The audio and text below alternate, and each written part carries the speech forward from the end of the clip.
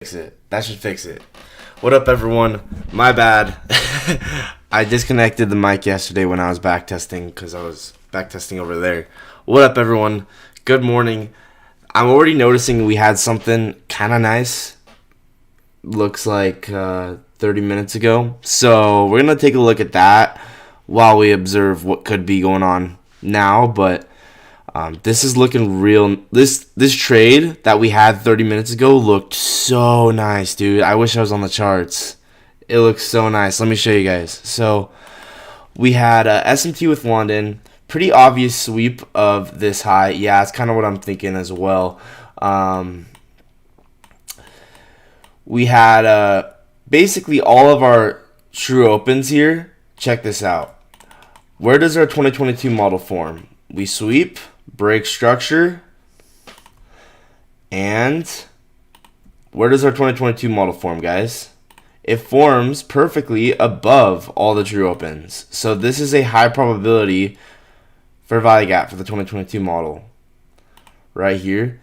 Note as well that we have a volume balance at the top of the 2022 model. Remember when what I said before about how when we have a volume balance sitting at the top of a 2022 gap, it's going to be very sensitive.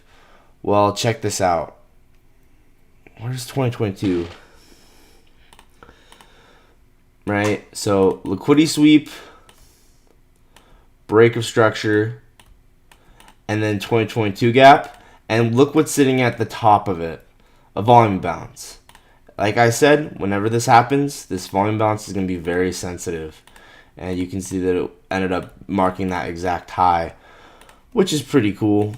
Something to remember for the future. Like, if you want to get ultra precise entries, you can take an entry at that volume balance. I call this the vulture gap. Kirk and I named it a while ago. And pretty sweet little confluence, right? But anyway, point with this is the 2022 gap formed perfectly above all of our true opens. I'm bearish today, and reason being is TGIF, right? We had expansion all week long, or I guess technically not all week long. Technically, we kind of had more of like a midweek reversal type of thing where we expanded on Wednesday. But honestly, I'm kind of expecting a retracement now because we're above the true week open. We're above midnight, or at least we were above midnight. And then again, that could change. Like if we ended up, I'm still keeping an open mind is what I'm trying to say. Right now, this kind of looks high resistant, meaning if I draw this out, what is day narrative? Right now, we'll have to. I'm not going to jump to anything because we kind of just got on the charts. Right now, this is acting as high resistant liquidity. We got a liquidity sweep, break a structure for value gap. That could change. That could definitely change. We might be in a buy model. I don't know. We got this nice inversion here. This is below all of our true opens, which is probably why it's working. But yeah, what I was trying to get at, guys, is this. This is a 2022 model. The downside, we were above every single true open, including a 22-minute cycle true open. 758. And this is how you get ultra precise, guys, is using true opens. Your entry will be above all the true opens. If it's a short, if it's a long, it's going to be below all the true opens. See how precise you can get with this? Right? Liquidity sweep, break of structure. We can actually mark it out like this. And then for value gap. And I should probably be marking out price action as of right now, but I don't know. I'm kind of distracted with this because this is kind of cool. But yeah, we're above every single true open. And then what happens? Our entry was in the vulture gap, that 2022 the volume balance above the 2022 model. Kind of cool. So I'm gonna screenshot this and just add it. Now, why are we reversing now? Well, we came back below all the true opens. It's kind of just like a little game of ping pong that goes on in the market with these true opens. That's something that I've been realizing lately. It's something that I've been learning about is the true opens are actually very, very helpful when you use them all together. So I'm going to go ahead and screenshot this to show that this is a 2022 gap. Okay. To the downside. All right. So we're definitely going to get opportunity today. There's just a lot of movement, clearly. So let's just focus on current price action, since that's the whole point of trading, is to focus on what is currently going on. Right now we do have a bullish SMT, and looks like, oh, I gotta pull up all my accounts, and I gotta put my phone up. So there's a lot I gotta do still while I'm still getting set up. But right now we have a bullish SMT with this low. So let's pull up the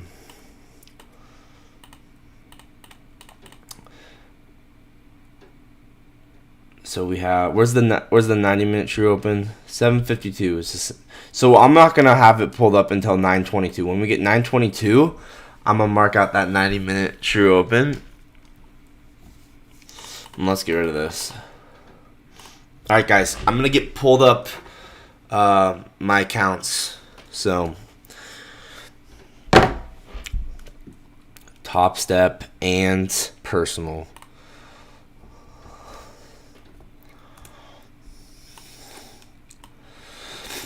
All right. Oh, wow. That was fast. Top Step's already up. All right, cool.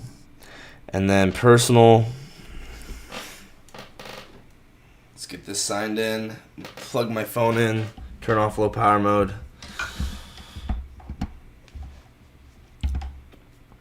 Yeah, we're still getting set up.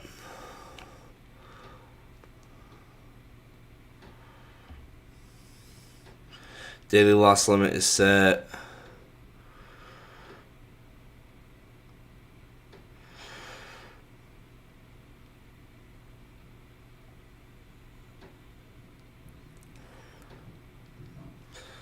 Set to market order, set to market order. Alright, turning off low power mode.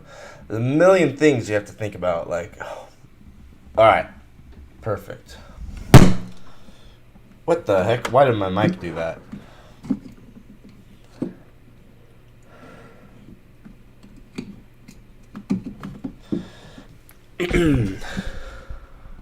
Alright. Tightening this. So, bang. All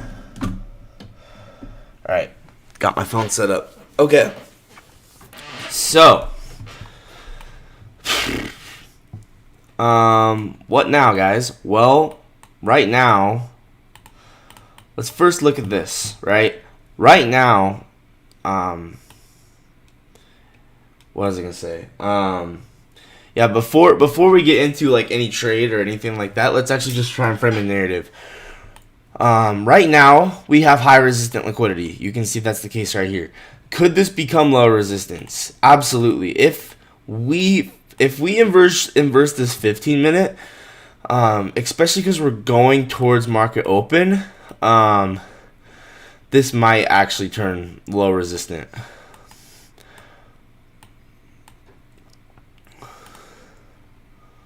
Here, hang on. So yeah, here's that high resistant liquidity curve. Right now, high resistant. This could definitely be low resistant if we inverse this gap. But we'll see.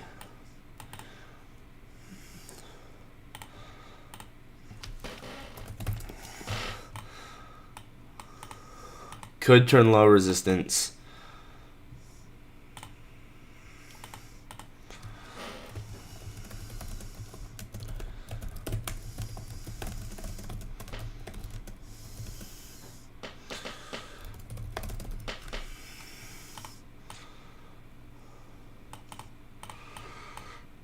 Go ahead and screenshot that.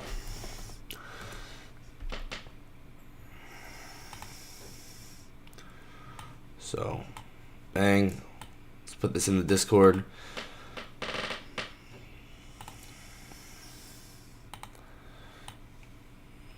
We're just kind of getting some thoughts together right now. We're not necessarily jumping to anything. Just getting some thoughts together.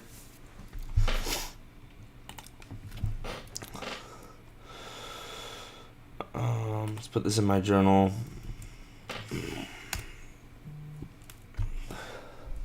Oh man, I gotta turn my phone off.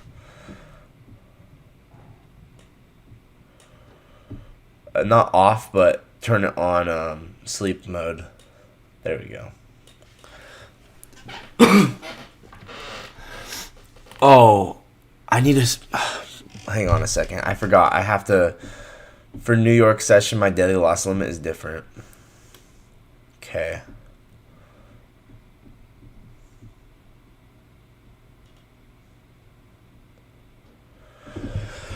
Alright. So... Alright, what next? What next? You know, we talked about yesterday how we were using this breaker, how this was a nice breaker here, and how we ended up using that Reaper for value gap and discount of this breaker. That was kind of cool. It's giving propulsion block vibes where we have a boom, boom, and now we're pushing into it again. We might get propulsion to the upside, actually. Right? And the only reason I say this is just because look at this. It's just giving those vibes. The way we have this. Like, shorts are clearly getting stomped every single time we move down. So now we're going to possibly have propulsion back to the upside. We've been generating this high resistant liquidity for a while. Honestly, I could definitely see this turning low resistant. Now that I'm looking at it more, I could definitely see this high resistant liquidity turn low resistant. So OB, so this is like a 1 hour OB, a 1 hour PB.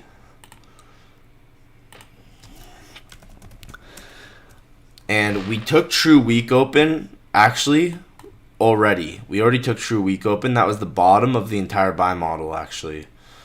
You can see that was the case here.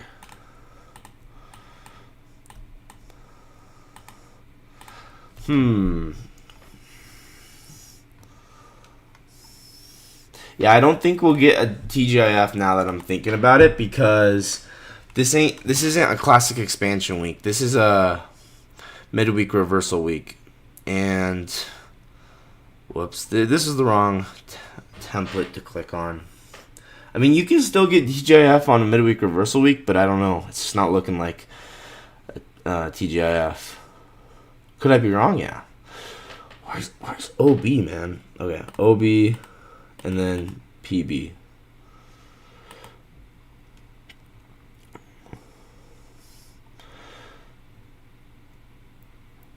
So definitely possible that this,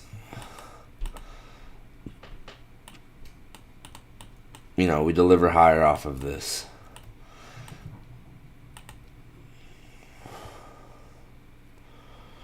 Honestly, we might be in for a trade pretty soon, actually.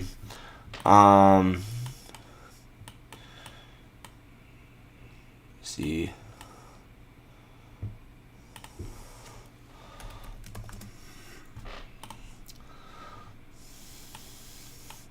Because I would definitely say this was manipulation of the true week open right here.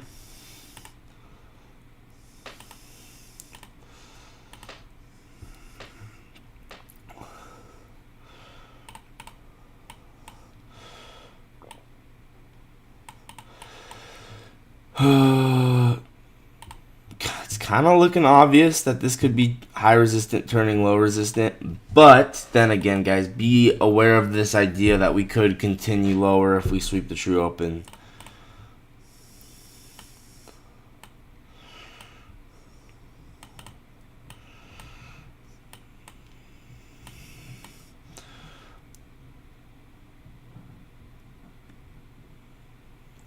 So yeah, we've taken midnight. We actually took 7:30 as well.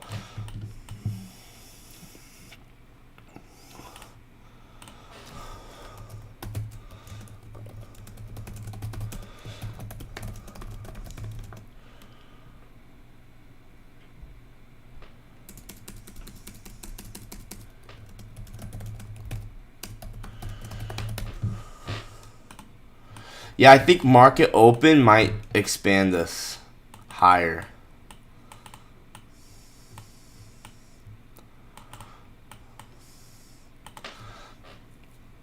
You can kind of see how we have a buy model forming here.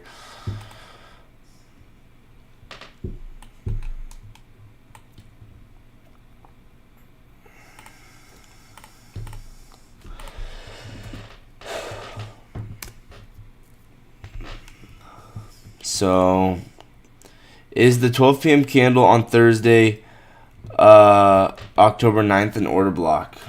12 p.m. For what time frame candle? Yeah, this would be considered an order block. Correct. Correct, Legacy. This would be considered an order block. Yeah, and then we also had this breaker here, right? 1 hour breaker. So from a daily perspective, actually this is a daily, more like a daily propulsion block, honestly. From a daily perspective, we just tapped this 1 hour change in state. As far as I'm concerned, this could be a daily model to the upside where we run up to this third or fourth standard deviation here. As far as I'm concerned. So with this in mind, guys, I'm going to be looking to take long, probably around market open. I think market open looks like it's going to deliver us higher. And, that's typically how market open works. It delivers us to the draw on liquidity. So that's essentially what I'm looking at. I think that market open will deliver us higher. I don't think it's going to be 10 a.m. I think it's probably going to be market open. So high resistant liquidity. This, honestly, I could definitely see this turning low resistant. Especially if we get this inversion. So this is a 1 hour breaker, right? So honestly, I would consider this more of a daily, not a 1 hour. Daily OB and daily propulsion block. True week open got taken. Midnight got taken.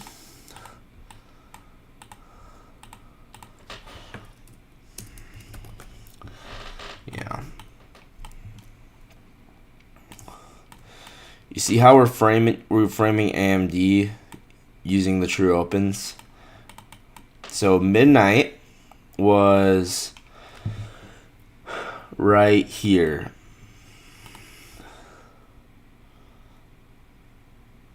Now then again, I want to see SMTs. That's important. Do we have SMTs?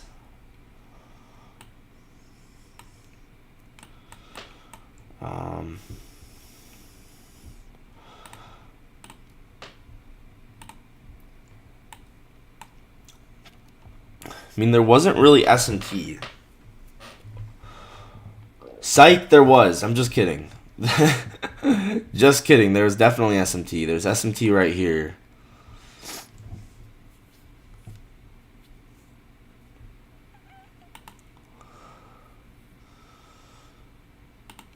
It's pretty obvious SMT too.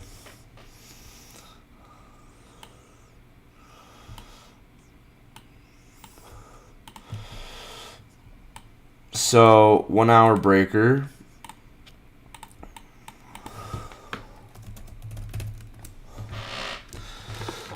Let's see here.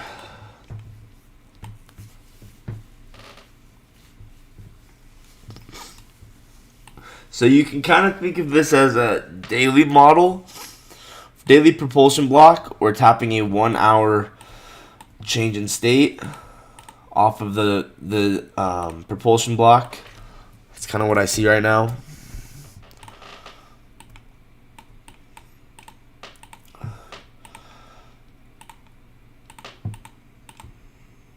Oh, where's midnight?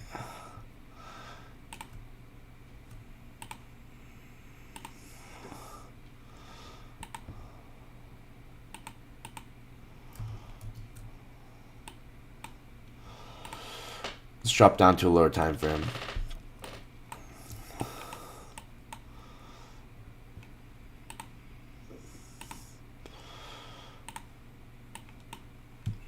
Yeah, midnight was right here. Oh my gosh, yeah, this has gotta be it. This has gotta be a 2022 model. Look at that gap. Look at that break.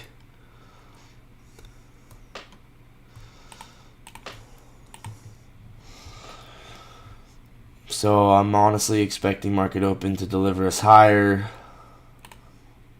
Trying to be thoughtful. We don't want to jump into it, but you can see that we're basically filling this gap at 7:30 here, or below 7:30, below midnight.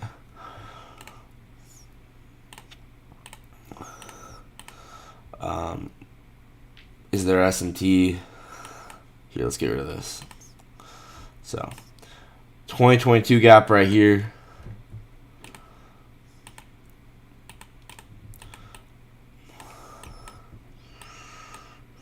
Possible 2022 gap.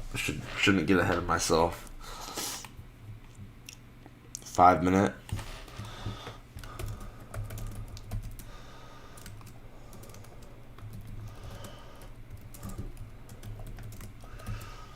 So now we want to look for equilibrium here.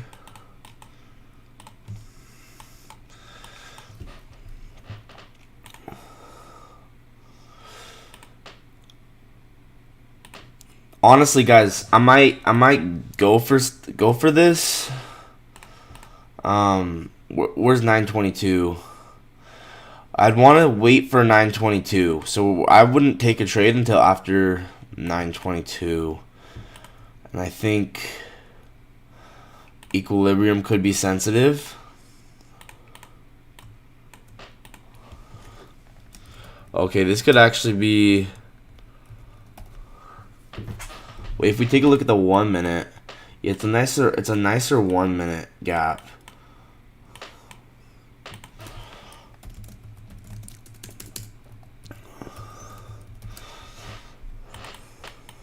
We got so much low resistant liquidity above. I don't know. This seems too easy. It seems too easy. It can't be this easy, guys.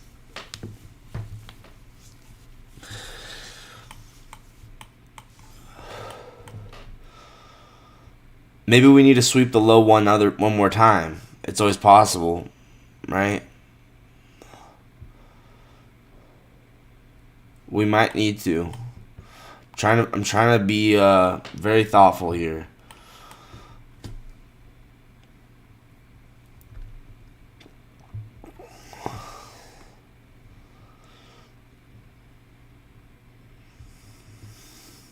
So we might come down, form a low, and then we might induce this low later on, like maybe at market open or something.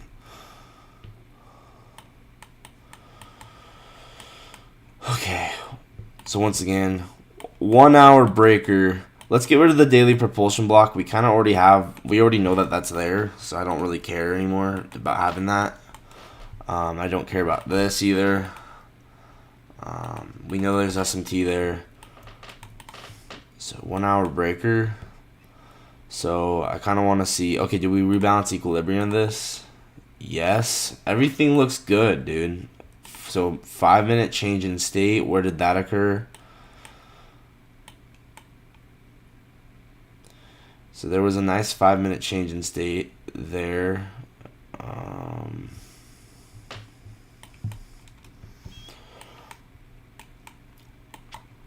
Let's get rid of this green line.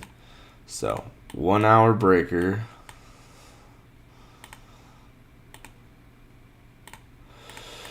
All right. Let's see if this is in a GB partition.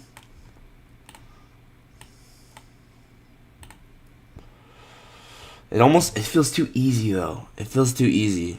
It can't be that easy. Trying to be thoughtful here. Pull up the dealing range. Okay, let's drag this down one. I don't even have any SMTs marked out really. We should probably, if we're going to be so confident in this, we should probably have at least an SMT, right? We might actually need to come down to this for value gap. That actually could be what it is. Now, I think this could fail because we might need to come down to this. We've already swept liquidity here. Oh, that's what it is, bro. That's what it is. We got to come down into that fair value gap if there's one there. That's what it is, bro. We gotta come to this fair value gap. Yeah, we gotta reclaim this BPR here. Now I'm seeing it. I'm seeing it. Okay, we gotta reclaim this. We already used it. See that? We gotta reclaim it. So 1 hour PD array.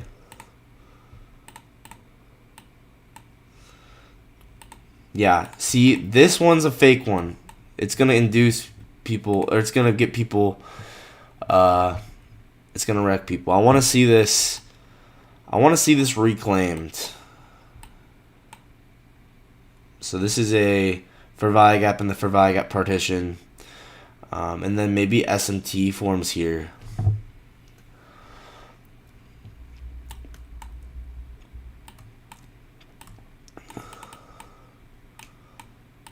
So what is this? A 3-minute gap? A 5-minute gap? Maybe a 1 minute? I don't know. I just call it a 3-minute gap, right? Wait. Now let's call it a 5-minute for the sake of yeah, let's call it a 5-minute for the sake of 5-minute BPR for the sake of I want to frame a 30-second change in state out of it. Or something like that.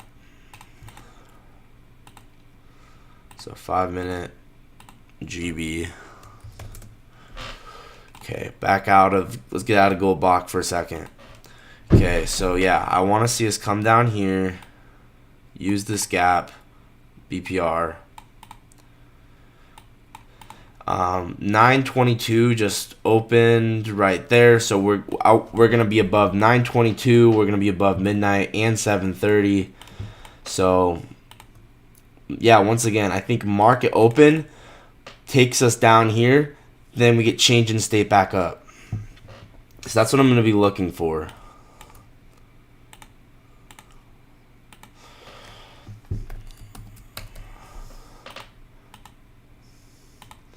So once again, I think this is a fake 2022 model. I think the real one's gonna occur after market open. We probably sweep out these lows, break structure, and then we'll get a gap. That will be the real one, in my opinion. So this is faking people out. I think we got to go lower, take these lows. Could be wrong.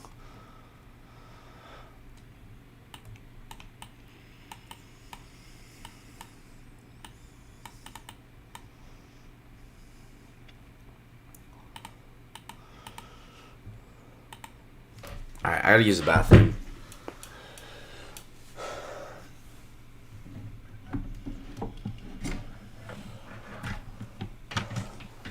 But yeah, I think market open, we might get opportunity. We'll see.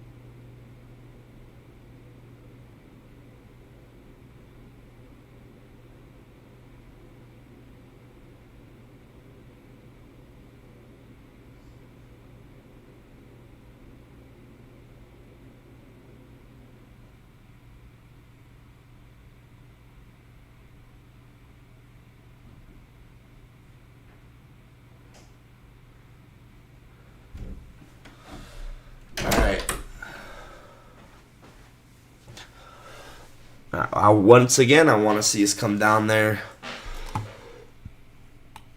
reclaim this, this gap here.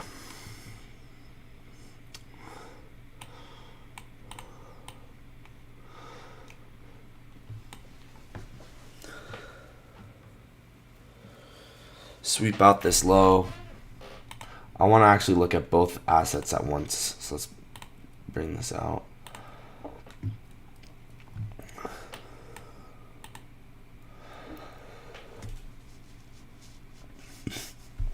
Let's see if we have any other SMT. Okay, we have SMT with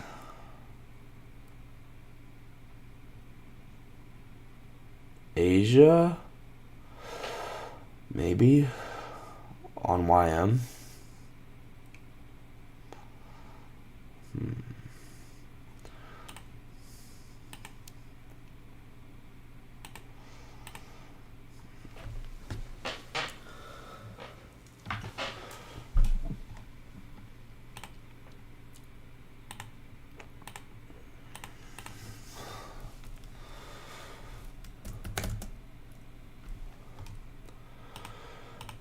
Meaning, since this low formed at 555, I'm considering it SMT with London, even though, you know, it's right on the borderline. I would consider this SMT with London.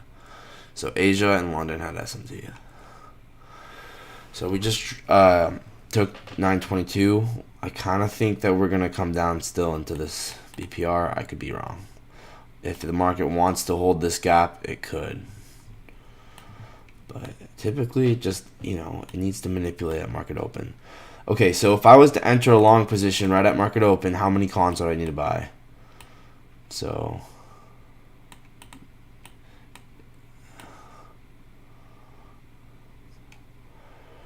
one. So it'd be probably like one. Let me look at the conversions. Oh yeah. Oh, market's about to open.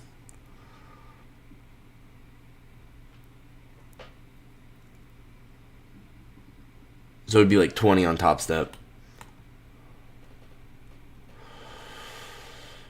Alright, so maybe this 2022 gap held right there. I don't know. We'll see.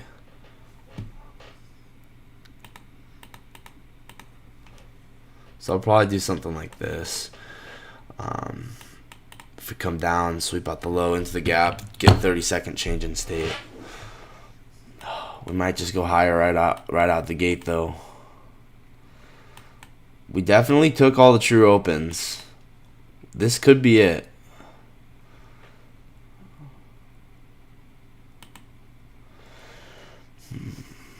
I'm just gonna be patient. There we go. See, fake 2022 model. It's exactly what I was thinking. Okay, we take midnight, get a fake 2022 model. Right, everyone entering long here, about to get wrecked. Right, I think we'll come down. We have 6-hour SMT. I want to see maybe 90-minute SMT. Oh, we're getting 90-minute SMT with YM, it looks like. Yeah. 90-minute SMT right here. Okay, so I do think we'll go higher.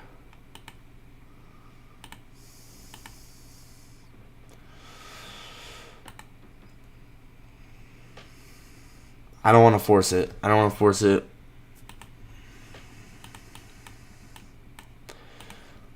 Might just take this change in state, though. Or maybe just as an inversion. Like, it's pretty clear this is going to become low resistant now. Like, we're obviously expanding. We obviously manipulated every true open.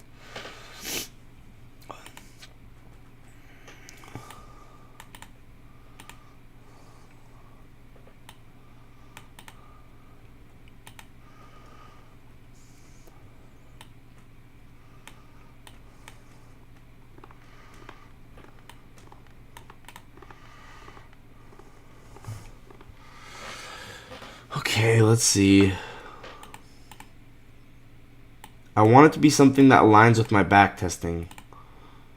You know? So that 2022 model actually wasn't fake. It worked. So once again, I still think this is going to hold. So pretty obvious we're displacing. Yeah, I would go long here. I'm trying to figure out the correct way to go about it. I don't want to just chase. This is not valid according to my models. This is not valid according to anything I've backtested, so I'm not taking a trade yet. I'm just trying to figure it out. Yeah, I don't know, man. I don't know.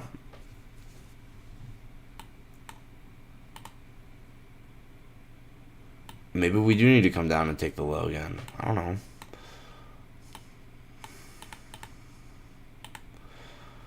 But this is exactly what I was expecting. I'm just trying to be thoughtful about it.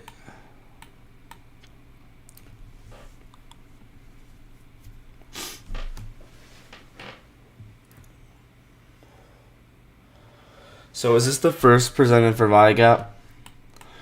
Alright, it's the first presented.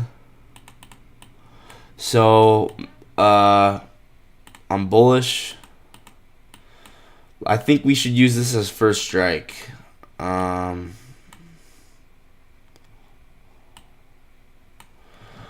Then again, maybe we'll come. Oh, man, it's so tricky.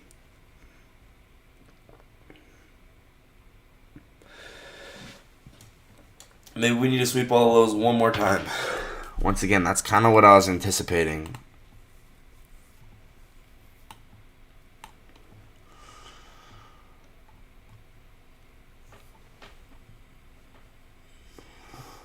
Once again, there was no obvious entry for me according to my models, and I'm not a chaser. So see why I'm not taking this? There's no obvious entry according to my models, so I didn't take it. Or not my models, AMD. AMD is my model, right?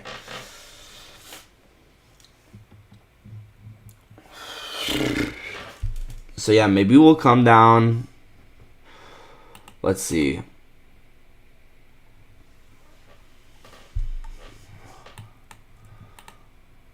So first strike, we might hold the first presented for value gap and get first strike back up. So this, whoops, wrong way. Could deliver us higher, but it might not.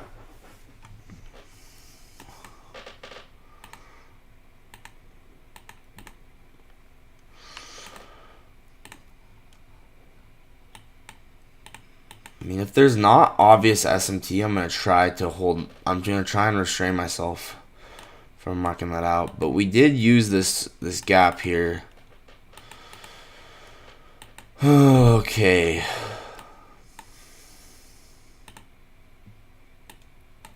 Once again, I'm still bullish. I still think we'll go higher. Just trying to wait for obvious entry. And so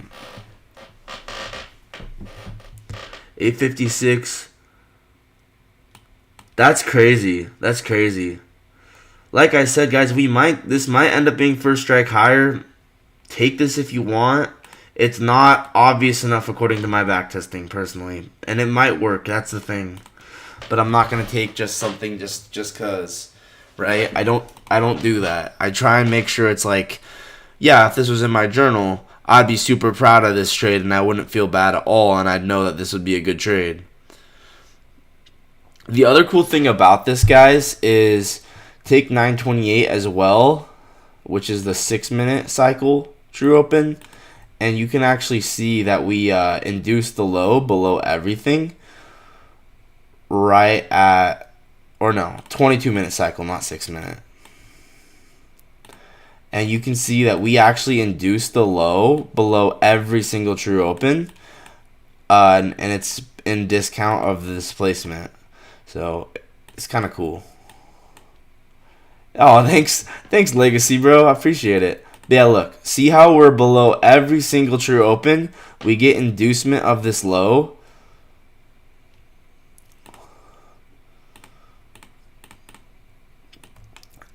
We had every single true open. Inducement of the low occurs at this for value gap below everything. I mean, it always makes sense why everything happens, but sometimes live trading, it's a different game because you might have pretty strong conviction, but when I take a live trade, I have to be like not just pretty strong. I have to be like undeniably strong. But for me, it's risk. It's real money. Kirk, you're not first, bro. You're not first. But you can see how this inducement occurred below every single one of our true opens, which is just so fascinating, right? So once again, we are going higher. Once again, I did call this out. I said this high resistant liquidity was going to become low resistant if we got good momentum at market open. We ended up getting it. Like I said, I could have taken this first strike, 15-second change in state out of this. Did end up driving us higher. Maybe I should have just taken it, but it's okay. I'm not upset. Right? I try to be super, super conservative. I could have just blindly entered, but once again, that's just not disciplined. I don't know. So I think we'll continue higher. And then, man, see, this is always what happens.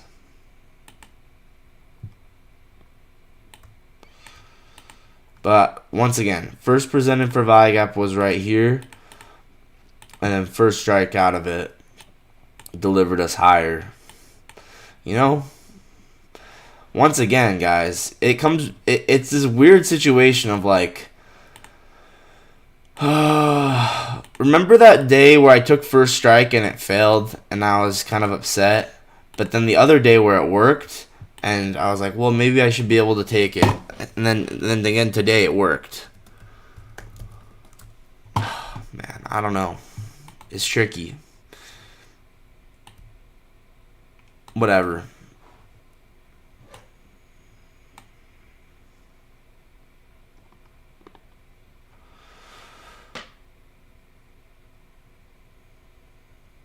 Yeah, whatever, guys.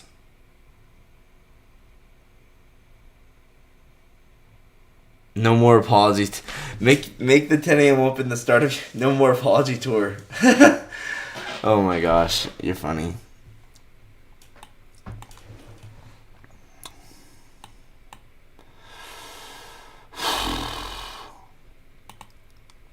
Yeah, man, I called it out. I said we're gonna go run those low resistant highs, and they're gonna become high resistant.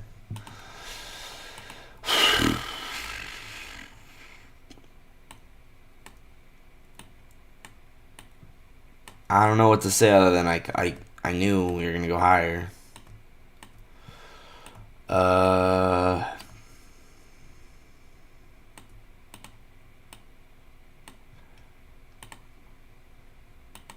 This is why trading's hard. I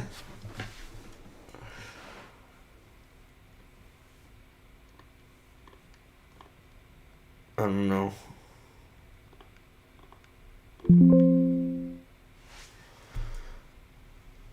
Oh. My battery's running low. Well, like I said, I don't need to feel bad for not taking a trade. Like I knew what we were gonna do, and that's fine. I didn't need to take anything.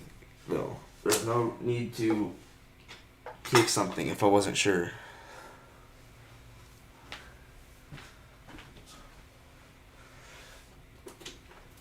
Once again, remember that day? Remember Wednesday when I was just like super patient, and then we got the very obvious inversion to go run the liquidity.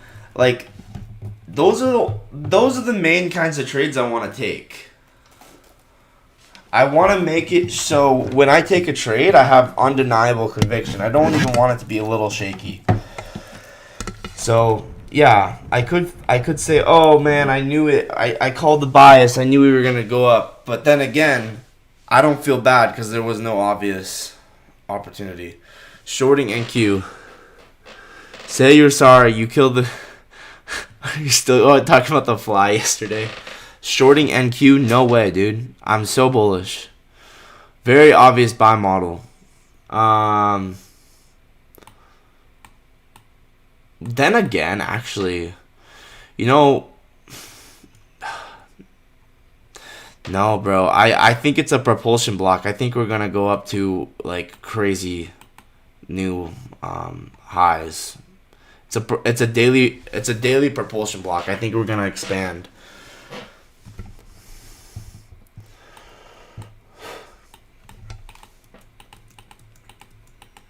I think we're gonna go up a lot.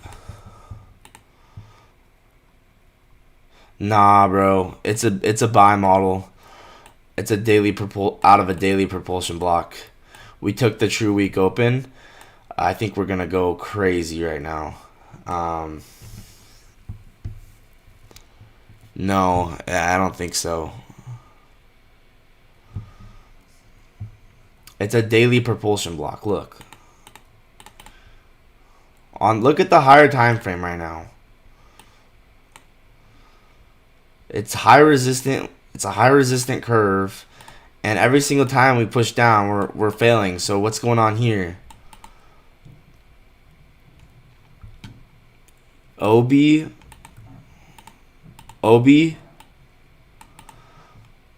PB, right? So this is a propulsion block. Look at how we are tapping the very top of it. So I think we're gonna expand like super aggressively. Honestly, I might just enter one micro, just you know, on like my just for fun account, because I have an account that's just for like kind of just for fun and just for gambling, and I do think we're gonna expand really aggressively. So I might enter one micro on that account, but not my top steps.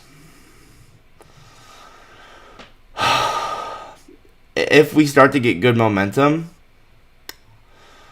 then yeah. And you can clearly see this is a buy model, right? Look, accumulation, manipulation to the True Week Open, and then now we're distributing. Obi-Wan Kenobi, AKOB. Oh my. Yeah, all this is high resistant. We're expanding up. OB, PB, boom. You see how we wick into it and now the body respected it?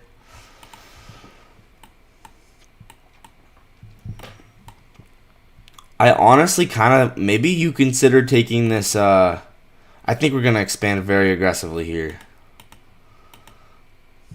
I might just enter one micro on the Just for Fun account. I might be like FA. I might just do a Just for Fun trade on my Just for Fun. I have an account specifically for this. But I do think that it's a buy model and we're expanding higher off a propulsion block.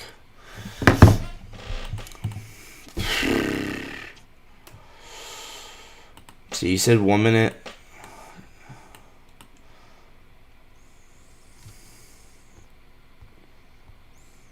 Okay, I'm going to do the Just for Fun trade right now.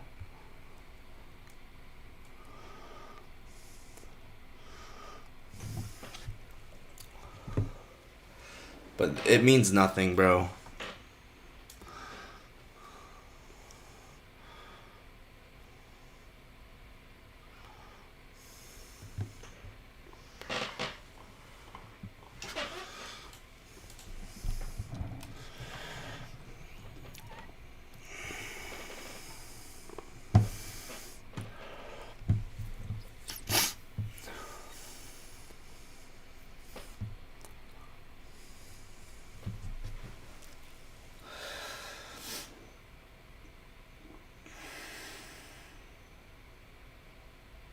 Nah, bro. I think it's a propulsion block. I don't think we're going to get any pullback. I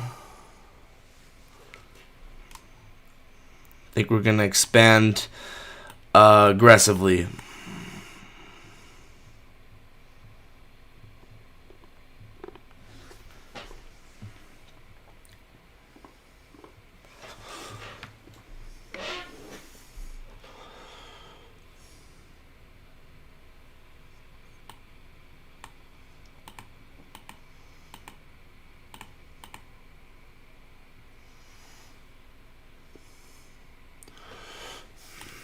I don't know, guys. I don't know.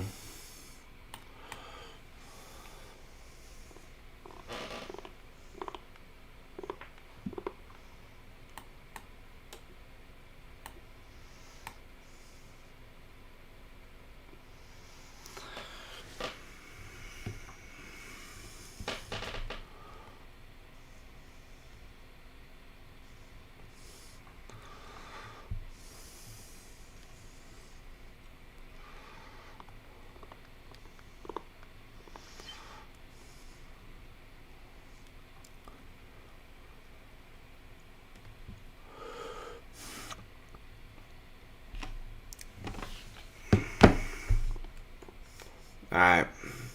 But yeah, the just for fun trade is basically just one micro with a regular I have a stop loss, which is just the daily loss limit, and I just entered one micro.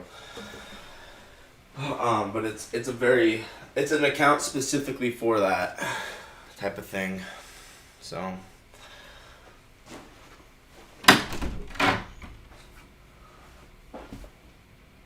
my market opens in 13 minutes. That's funny. I think that will just expand to the upside, dude.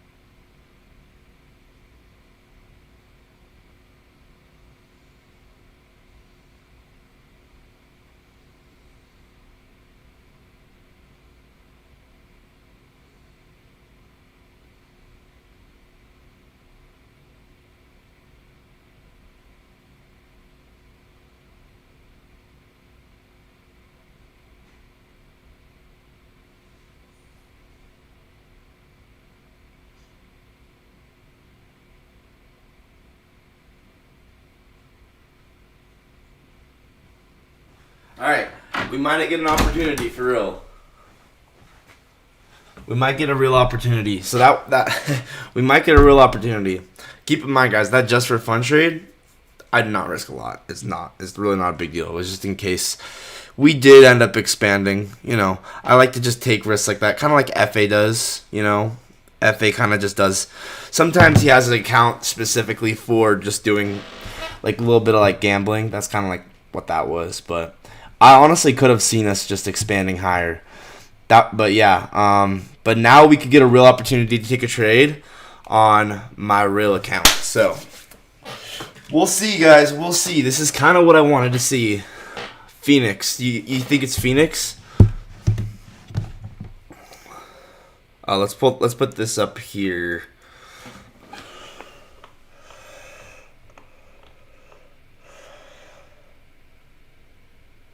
Yeah.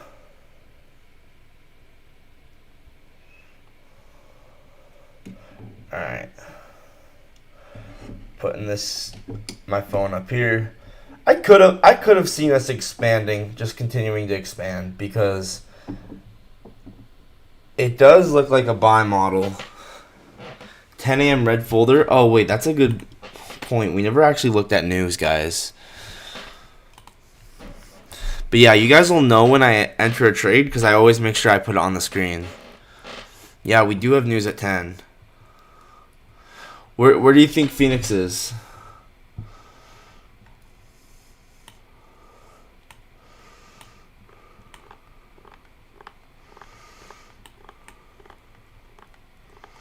Okay, where's midnight? Let's get our true opens.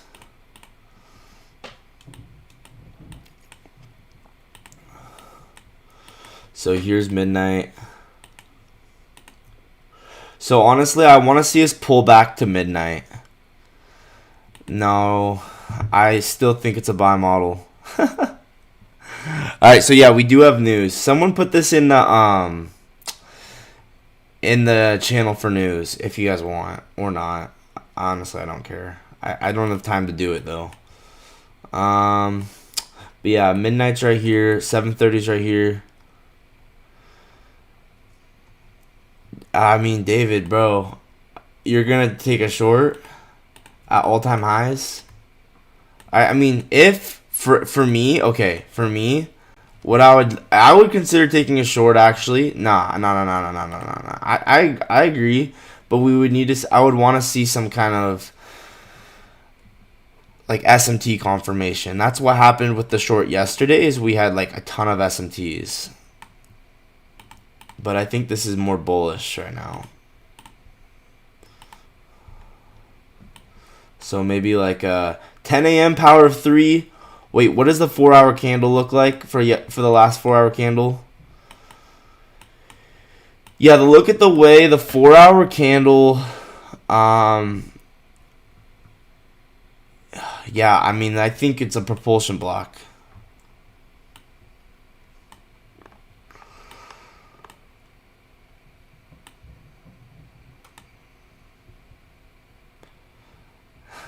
You're going to take a sweep and market structure shift down?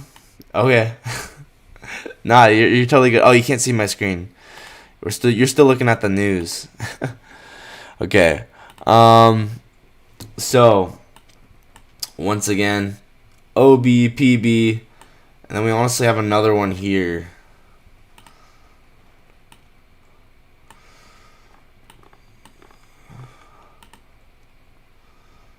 So this is such an obvious PB, bro. This is such an obvious PB. OB, PB. We're going to expand off of this.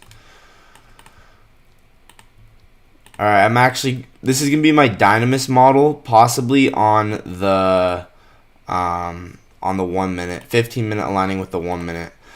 Although I do kind of want to see us sweep the true opens. I just don't know if that's going to happen. Because this could end up delivering us higher.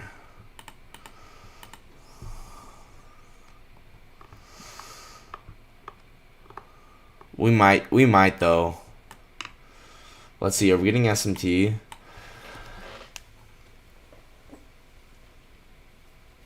I mean, everyone wants shorts, but I think it's a buy model. Yeah, you can see we're holding this propulsion block.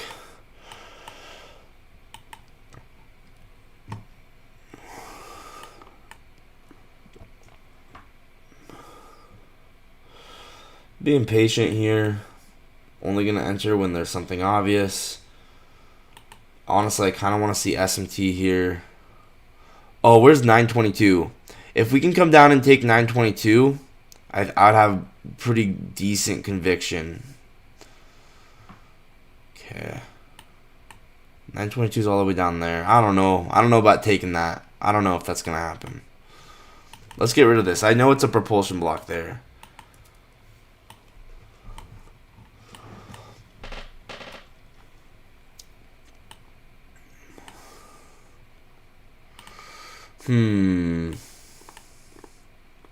Honestly, I'm feeling this is a BPR.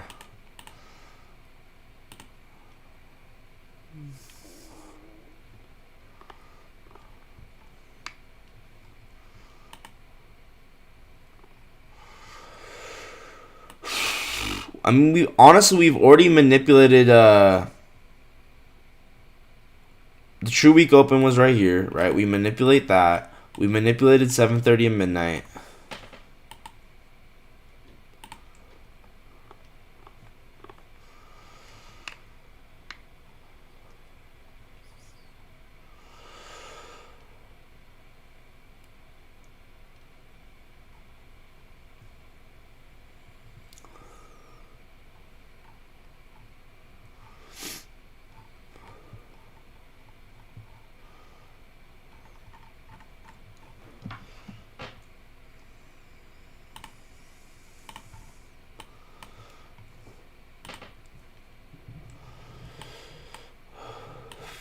Alright, so we just kind of broke this high.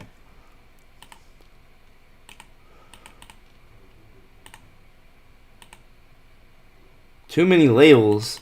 What do you mean, bro? This is just a higher time frame. This is my higher time frame analysis. Here, let me get rid of this. It's not too many labels. I have 3 lines. We swept true week open. We swept 7:30. We swept midnight. I'm trying to clean up the chart.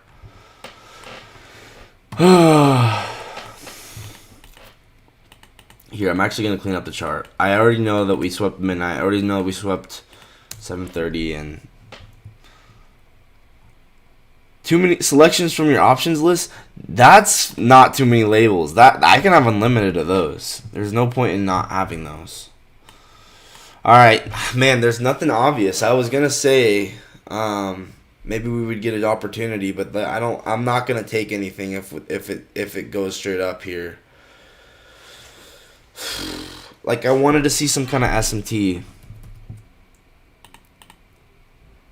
Okay, actually let's get that true opens back. Actually, I wanted to see us.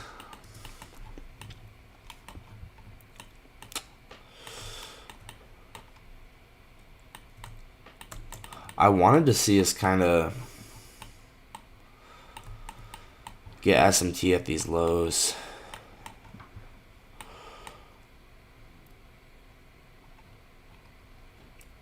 Here, let's zoom out a bit. Yeah, so, you know, one big reason for why we ended up dumping so crazily is we actually...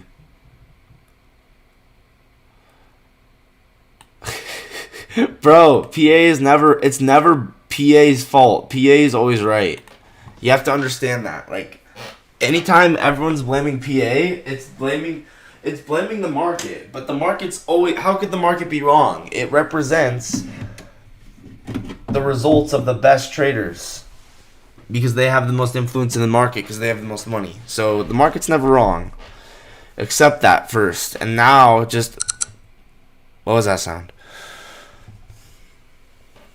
Anyway, guys, I'm still waiting for something obvious. I haven't seen anything. Honestly, guys, I'm gonna clean up my chart. We kind of have the idea right now, though. The idea right now is market maker buy model. I'm expecting expansion to the upside.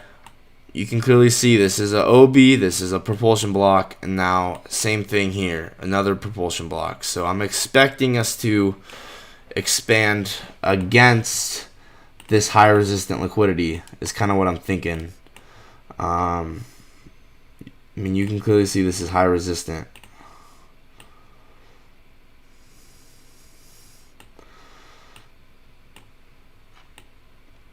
So I really am expecting continuation up. I'm just kind of waiting for when are we going to get this opportunity.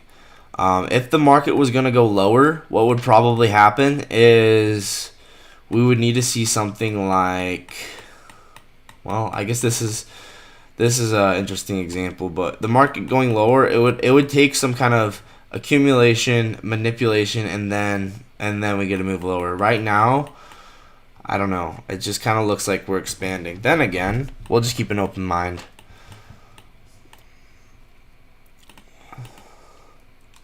Where did you study trading, by the way? Any suggestions to enhance my skills? Okay, this is interesting. Actually, this kind of possibly changes things. Look at the way we this is a 15-minute CRT. Where did you study trading? You just kind of watch the chart and you learn. That's really what you do.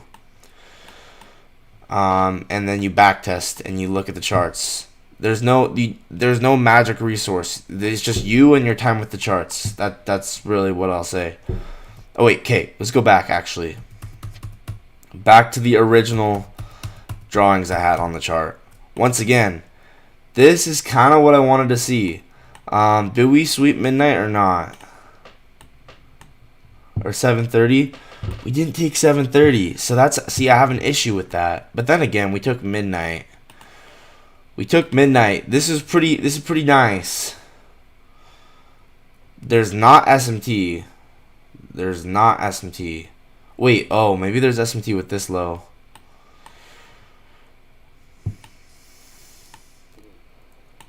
So I honestly want to see midnight and 7:30 taken.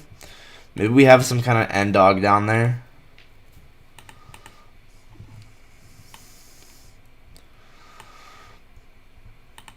End dog all the way down there.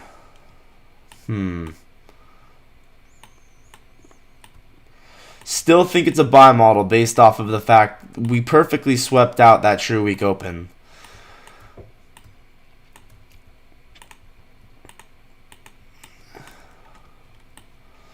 End dog is nicely placed below these lows. I could definitely see us going below these lows actually. Nice. Yeah, remember originally what I was saying?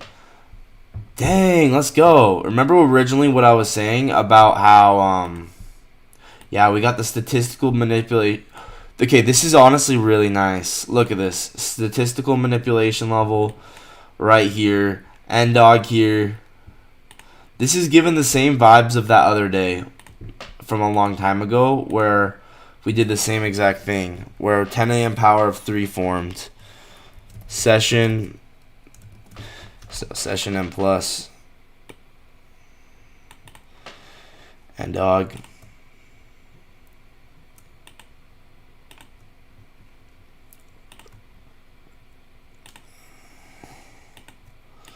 Once again, just waiting. I am just waiting for something obvious.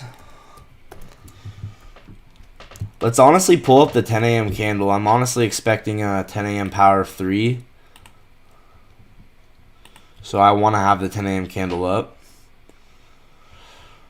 Oh my gosh. I have to get the... Oh, here it is. Okay. So, honestly, I am expecting 10 a.m. power of 3.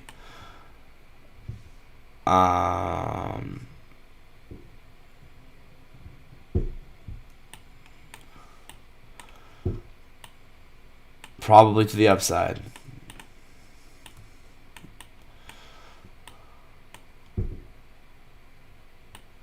Oh, wait, true. Where's the first presented for value gap? Oh, it's right here. Oh, yo. Great catch, Snowman. We do have the first presented for value gap here. We're reusing it. Now, this actually looks good. We kind of... Let's just ignore 7:30 for a second. We took midnight. We took the true day open. Into the first presented for value gap. We swept liquidity. 10 a.m. If 10 a.m. is going to be power of 3, we actually might have had the manipulation already. The only thing is, I want to see SMT, so I don't know. I don't know if there hasn't really been SMT, so I'm probably just going to chill. Once again, my probably preferred scenario is us coming down to this end dog.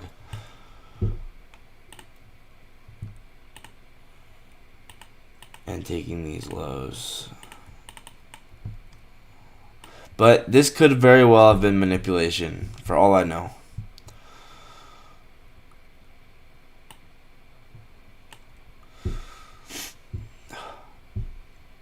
So 7:30,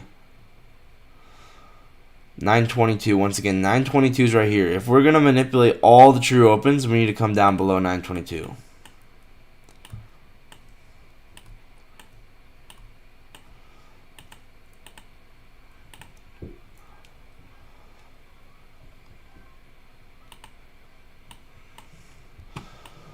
So this, like I was saying, this had good signature to it. I'm not saying it didn't.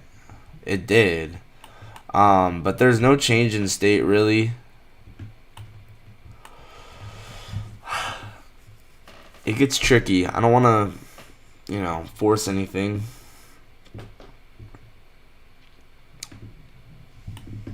Yeah.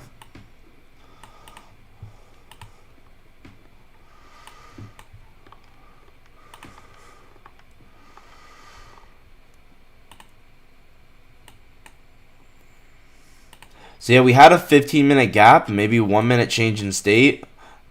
This was overlap with the first presented for value gap. I might just take a 1 minute change in state, guys, out of this. We swept midnight pretty clearly, 10 a.m. power of 3.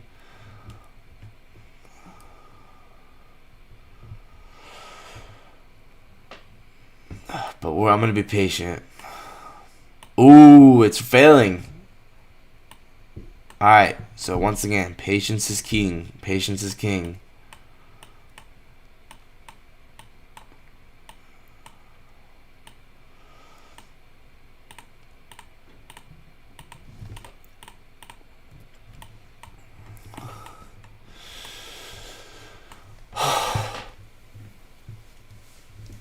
We might need to take the lows again. I don't know. Let's see how the opening range stat map looks like.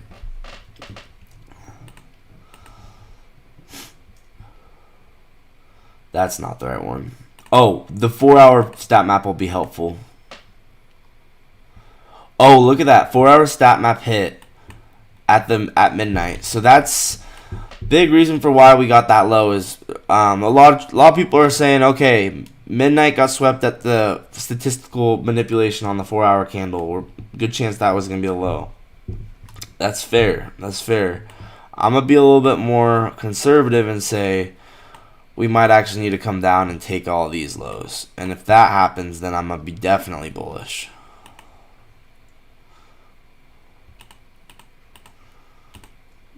Once again, session statistical manipulation level there. I kind of want to see, let's see where the opening range is.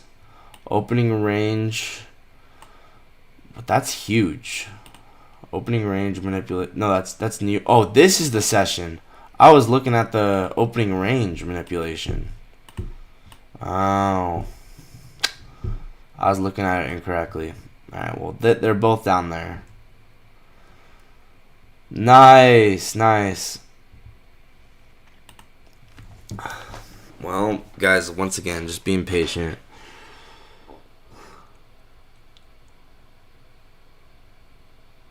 I might move these lines because they're kind of in my way. I might just go like this.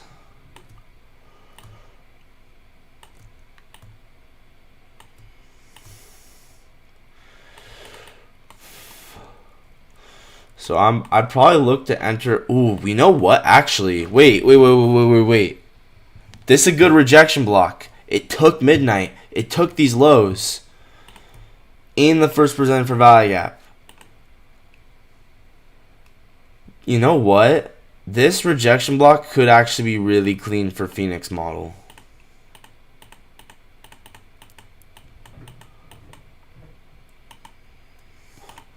So maybe Dark Phoenix. So if we went to this rejection block and we souped it, forming an SMT, I'd probably take that.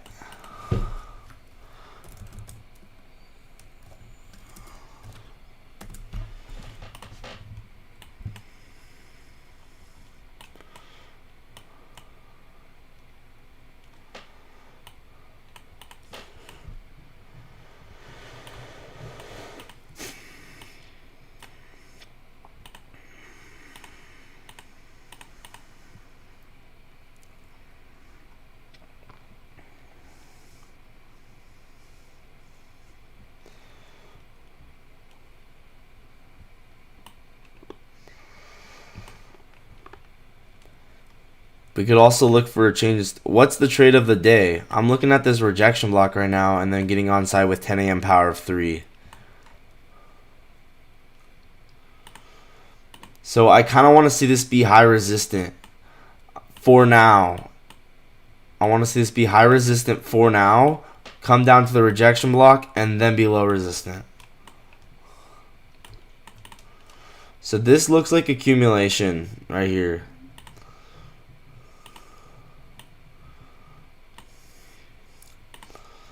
So this is manipulation, right? That's clearly manipulation.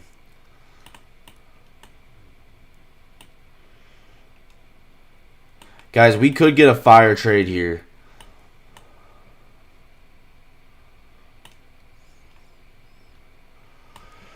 If we get, oh, let's go. Guys, lock in. Dark Phoenix. Did we take Dark Phoenix? Guys, I'm feeling Dark Phoenix. I feel like we'll just put if we're forming S&T, I'm very much considering putting limit order at this low. Or maybe,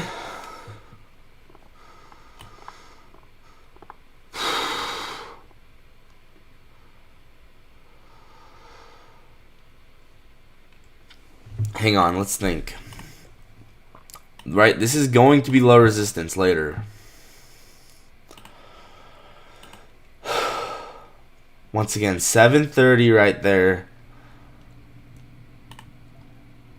So, honestly, guys, I think maybe let's just soup 730 and do Dark Phoenix, because this is gonna be 22-minute SMT, right?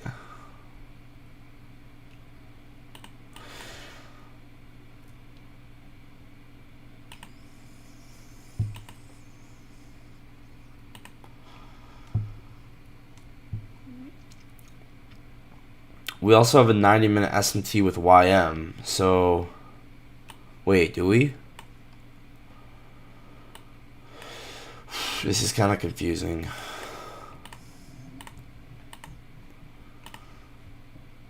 But don't you guys think this should be a soup?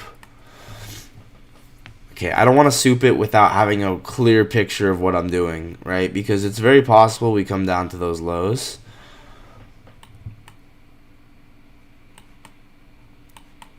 But here we have 730 clearly. This, if we're thinking about it from a New York session perspective, very possibly could be a soup.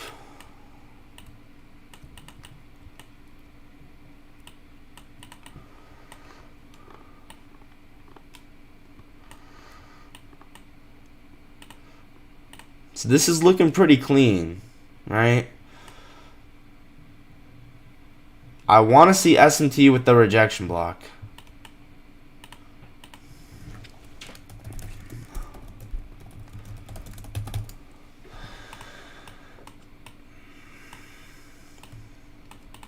Alright, guys. If we come down, form S&T, I'm going to take Dark Phoenix.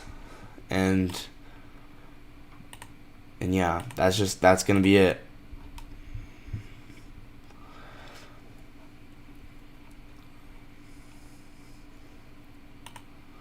Okay, wait.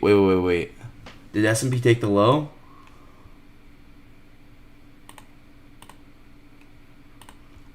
S&P just took the low. So Phoenix model, guys, Phoenix could be. No. Okay. Let's chill out for a bit, because we might come down to the end dog.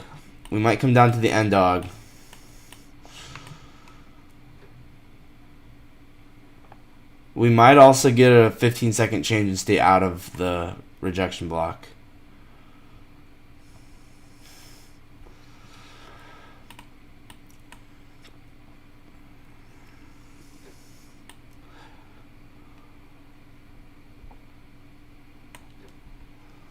So we've taken midnight, we've taken 730.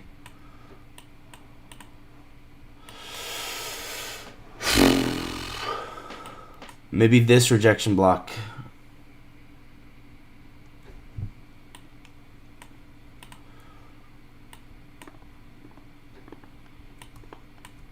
The reason might be because we need to take This true open too.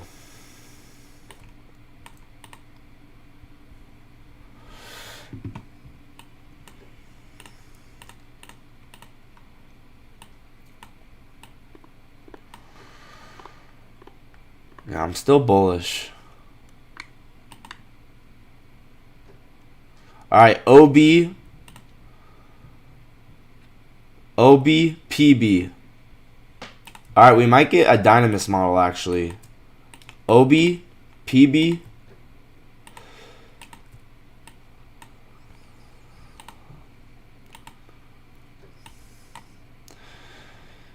So a 30-second change of state out of this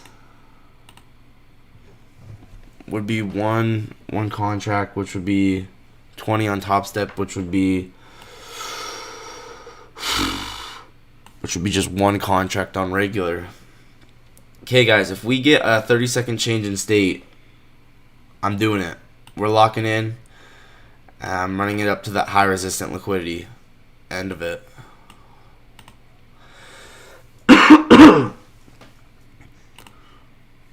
So, preparing for this.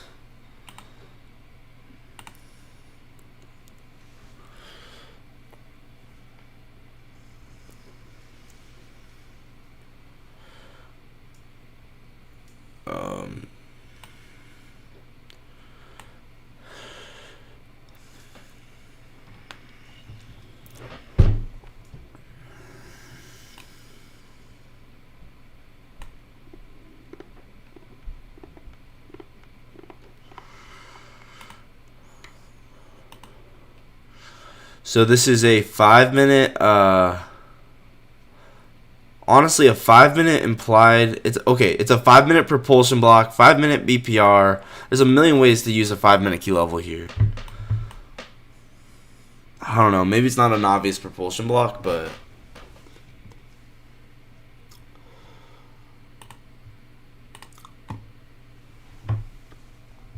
clearly we swept out this low. So if we get 30-second change in state, in my opinion, it's pretty good and it's worth taking. Oh, okay, we're about to get it. We're about to get it. We're about to get it. Yo. We're about to get it. It's forming at 10:20, which is a 369 time. Okay, we haven't got it yet.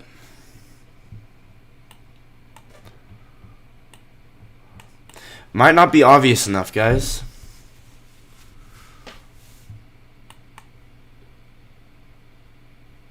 Okay, we actually did not get it.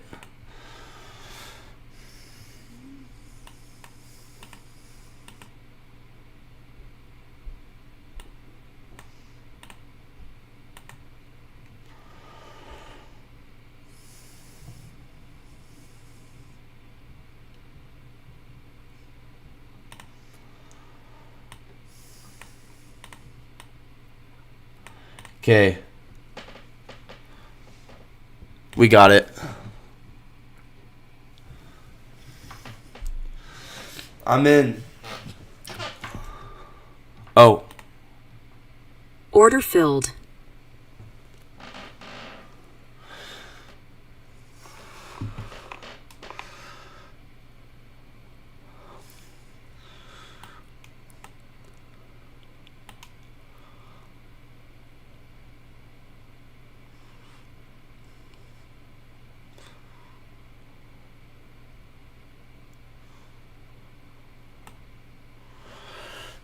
Let's target this.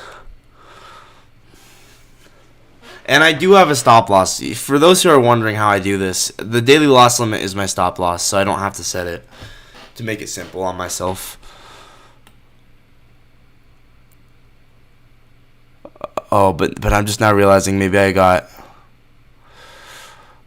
might have done the risk wrong. Whatever.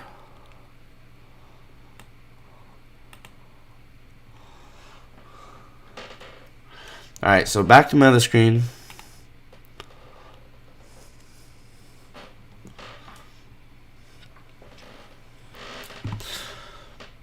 And then, yeah, honestly, guys, I'm just targeting here.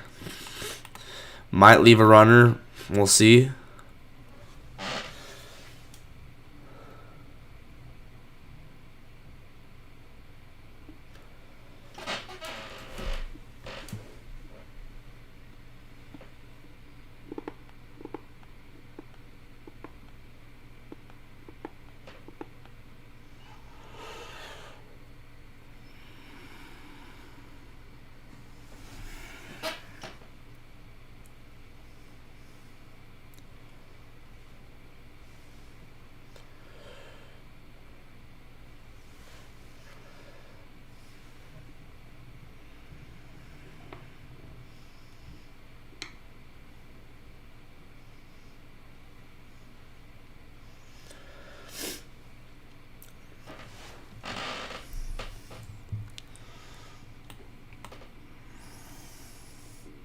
And honestly, I could target the end of this low resistance liquidity.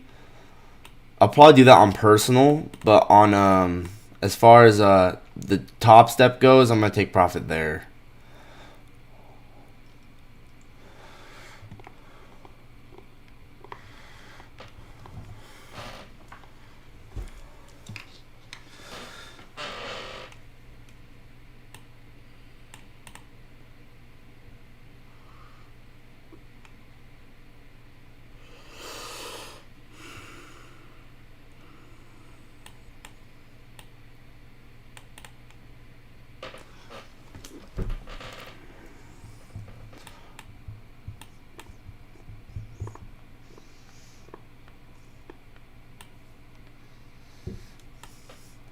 So I'll go break even if we take this high.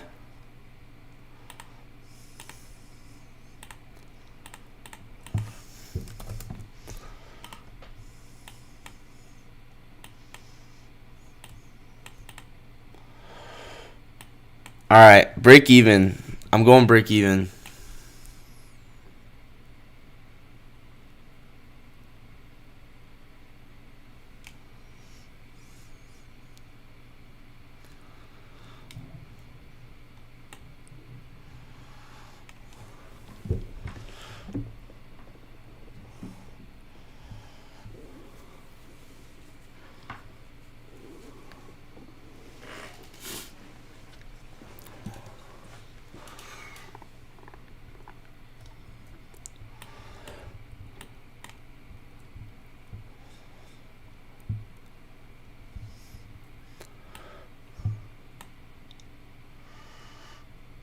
Oh, I guess we left equal highs, huh?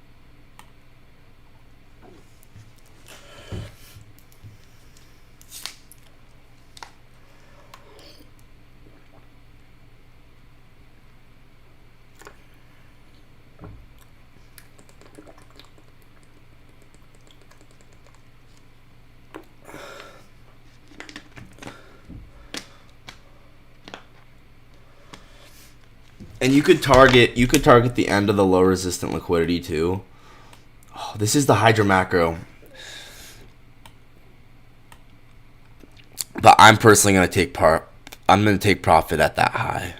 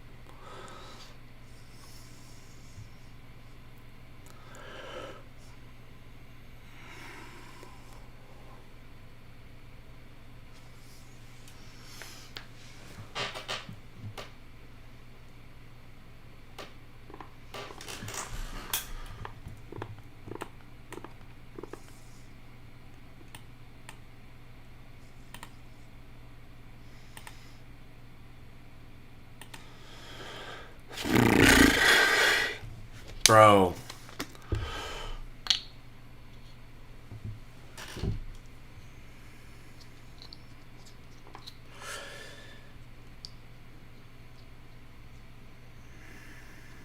I'm not liking how it's moving.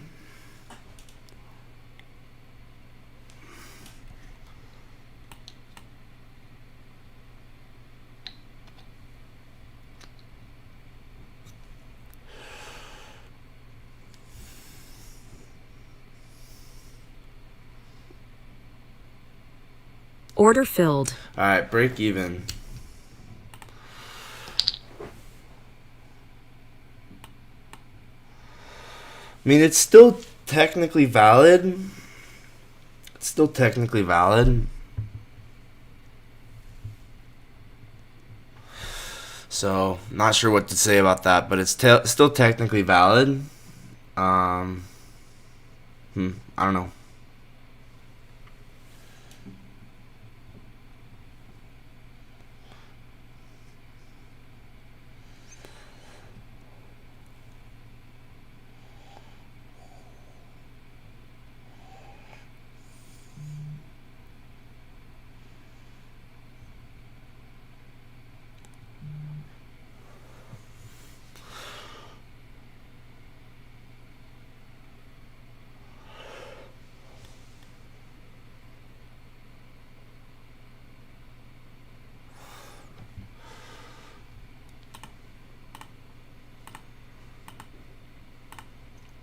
Okay, break even.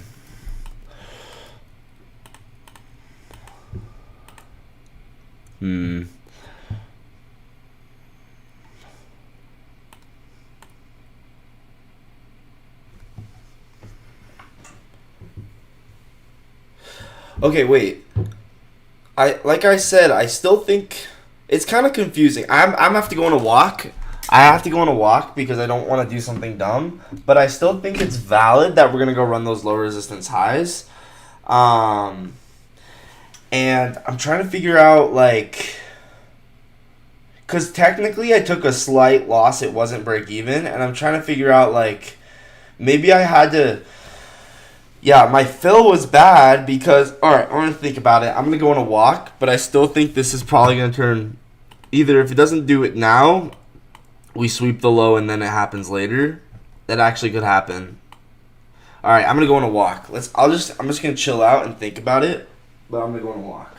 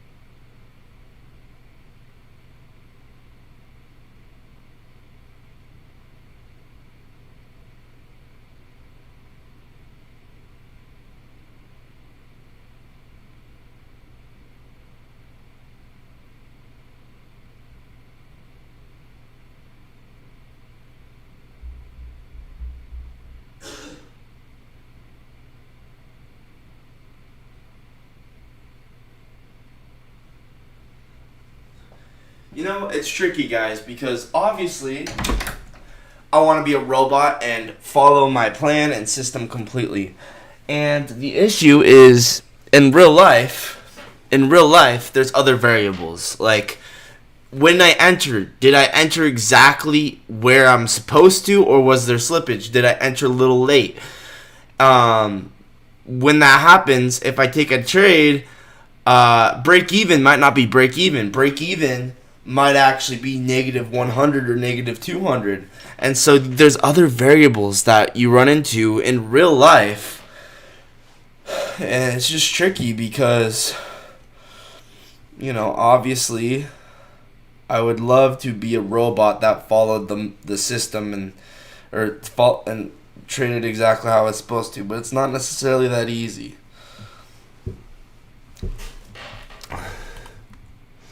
Alright, so I actually like this rejection block a lot.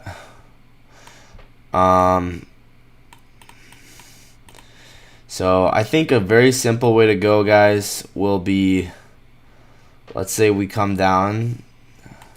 Once again, I can still trade because break even, right? Break even allows me to keep going. A very simple way to go would be, we have this 5-minute rejection block.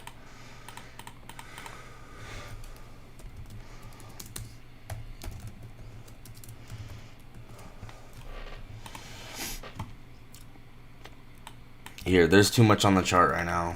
I don't think we're going to come down there anymore.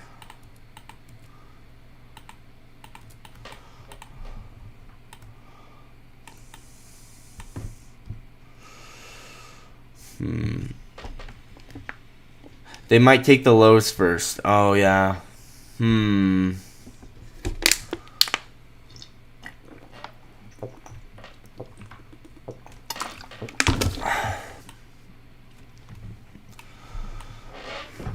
Yeah, they definitely could.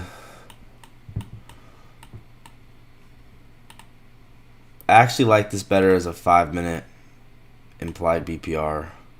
Actually, depends. Yeah, so we have SMT with this rejection block. Right? Do we? We do. Okay, I'm gonna take Phoenix model. Basically, if we hit consequent encroachment of this 5-minute rejection block, because we have SMT with it, I'm gonna go Phoenix model. Okay, where's consequent encroachment? I'm gonna enter consequent encroachment because I want to. You could have entered right at the. You could have entered at the.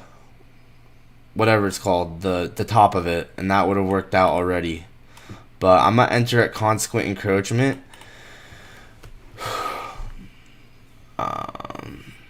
Then again, maybe we need to go lower. Oh man, this is tricky. Maybe you wait for change. Look at this though. Look at this. We're already getting a reaction out of this. So this rejection block, whew, you can clearly see that we're getting a reaction out of it. Alright, this looks like the real deal, bro. I don't want to chase, but this looks like the real deal.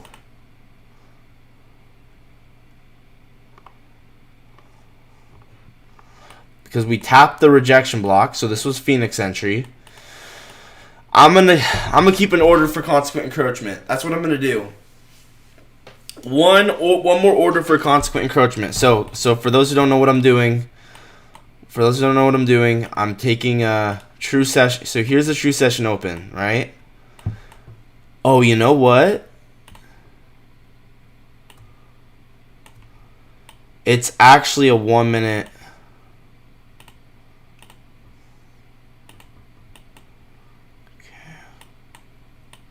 Yeah, let's do consequent encroachment of the 5-minute rejection block.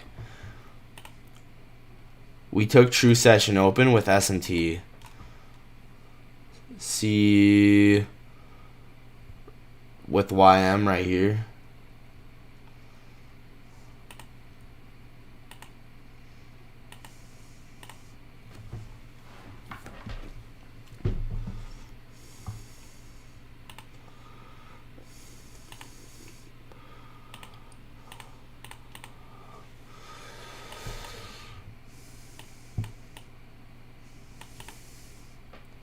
So let's get rid of the true day open. We kind of already know that that's there.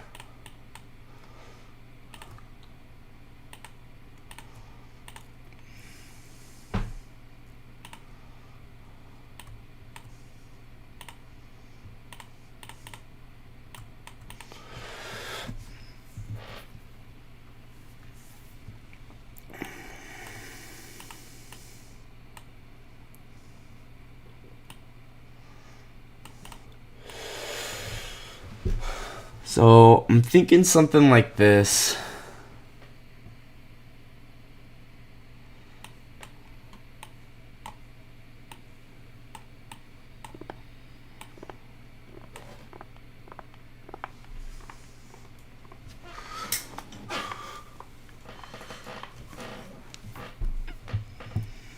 So for those who don't get it, right? Accumulation, all this is accumulation. We manipulate a true open, confirming that this is possibly manipulation. We got low resistance highs. So I'm going to enter a consequent encroachment. Same thing. I'm going to enter a consequent encroachment. Same thing as before.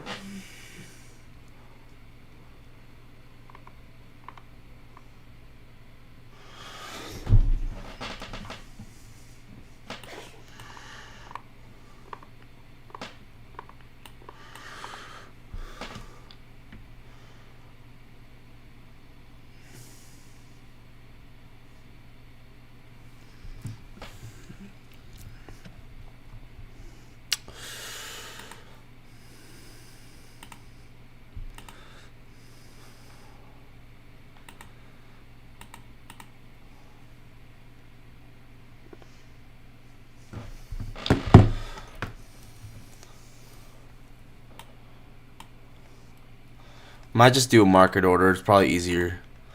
Just do a market order.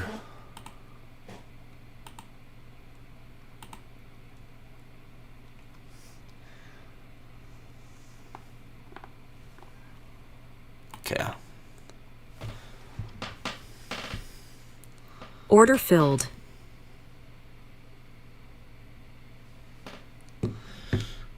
So I didn't even really enter a consequent encroachment. I just entered as an inducement because it's possible that we just induced that low and we actually don't come to consequent encroachment, which is why I did that.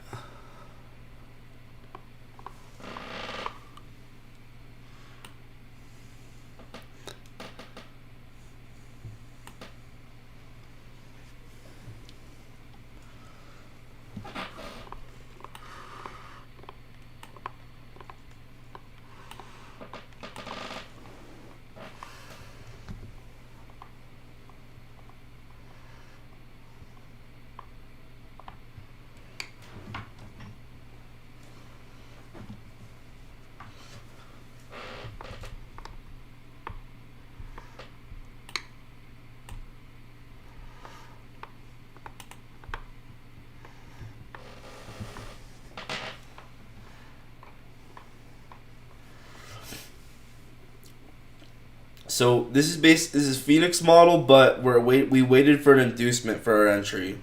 That's what I'm doing. Personally.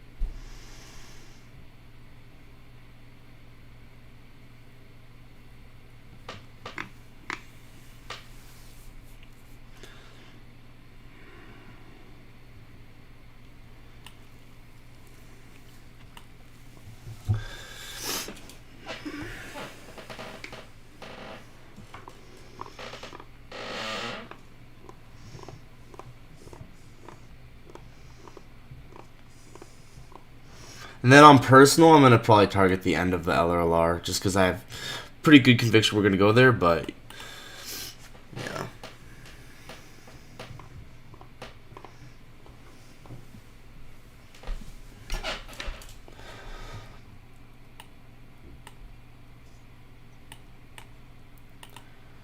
Okay, I mean, I'd go break even now at this point.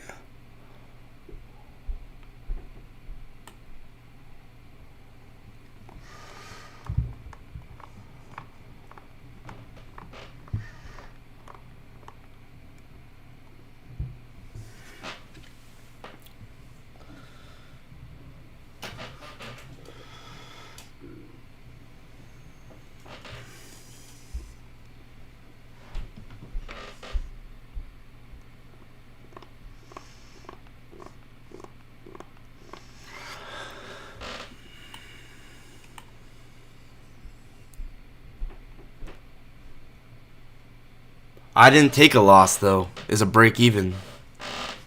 It felt like a loss because I break evened in drawdown because I was trying to keep my stop exactly where I was supposed to have it. But it was technically, according to the trade I was intending to take, it was a break even. Does that make sense? It's kind of confusing. So once again, for Top Step, I'm taking profit there. Well,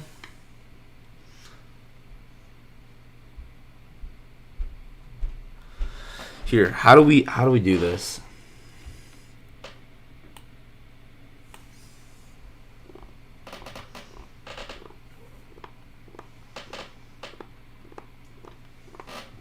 If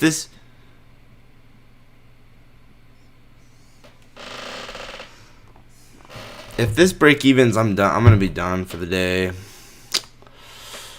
Honestly, I kind of, yeah. I might just take profit on personal too if we don't come up to that high. Come on, bro. I don't like this. Why is it going down right now? Alright, whatever. Let's just keep it. Not gonna change anything. I'm just gonna let it be. So yeah, this is kind of what I'm targeting right here.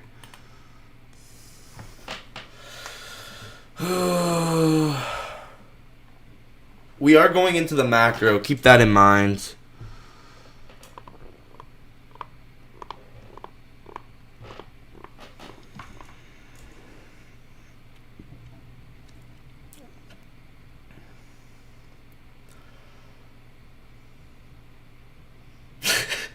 Gary, shut up.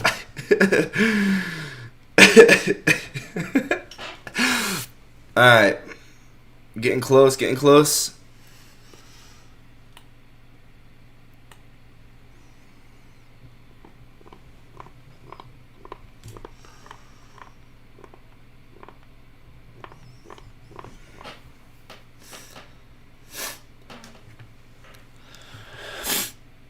Alright, I got take profit hit.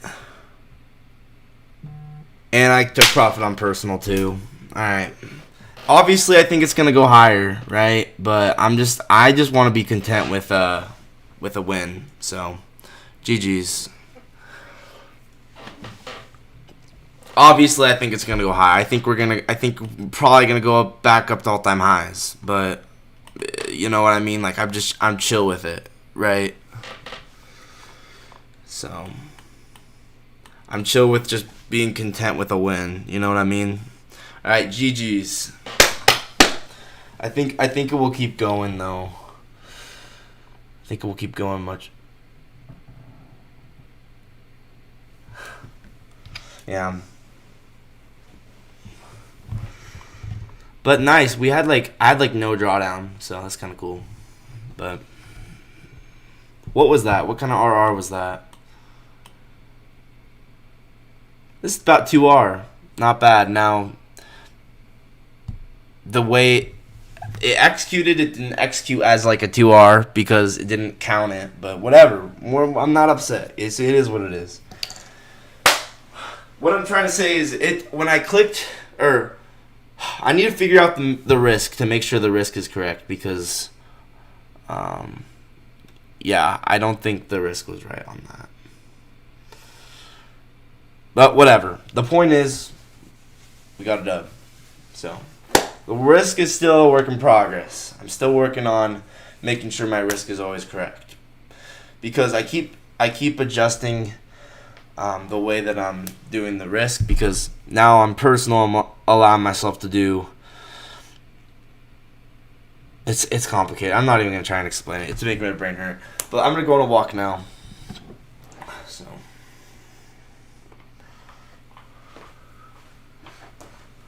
GG's.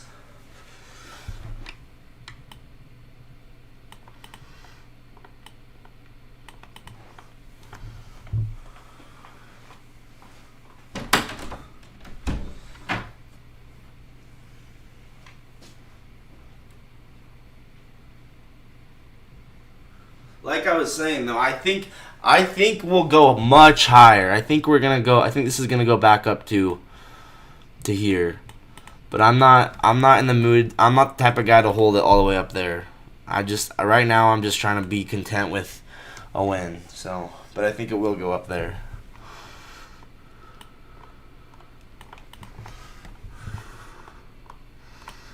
So this was a Phoenix inducement. We entered the Phoenix model via an inducement.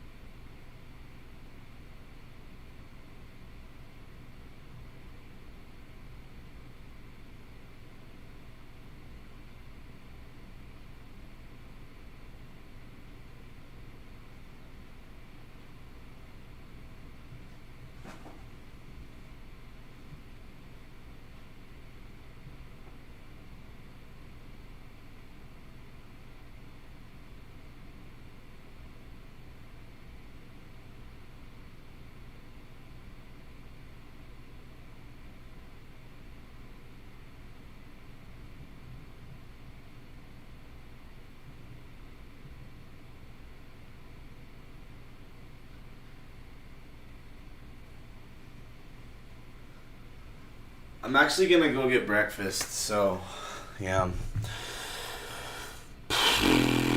Yeah, this is feeling like consolidation, Snowman. I'm not even gonna lie, bro. I feel like you're right about that. Whatever.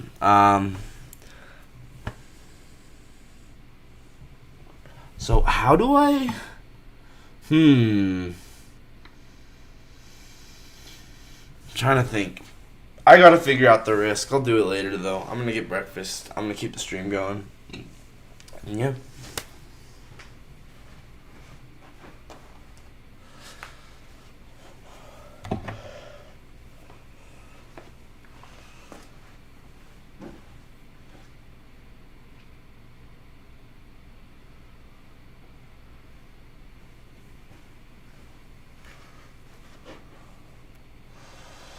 And then I'm gonna journal my trades in my spreadsheet.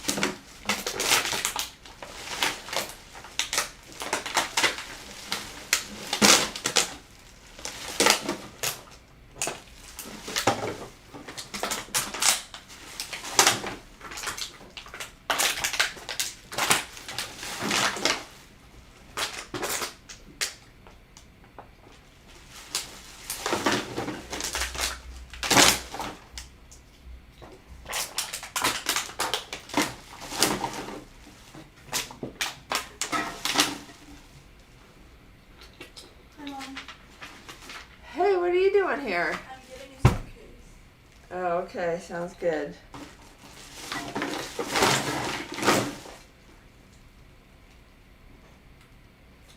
How's Ethan?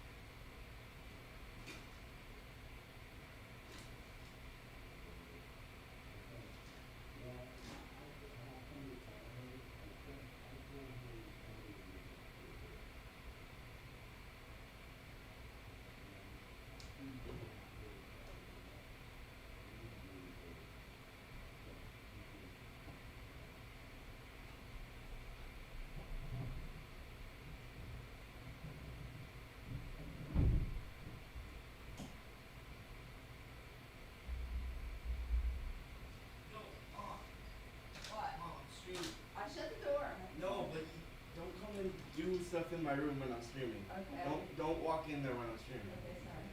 Okay. I mean, it's kind of embarrassing if you clean up all the trash around. Like, no, seriously, you realize that that's kind of embarrassing. I'm sorry. I didn't No, realize. no, not to do that. Don't do that again. Okay.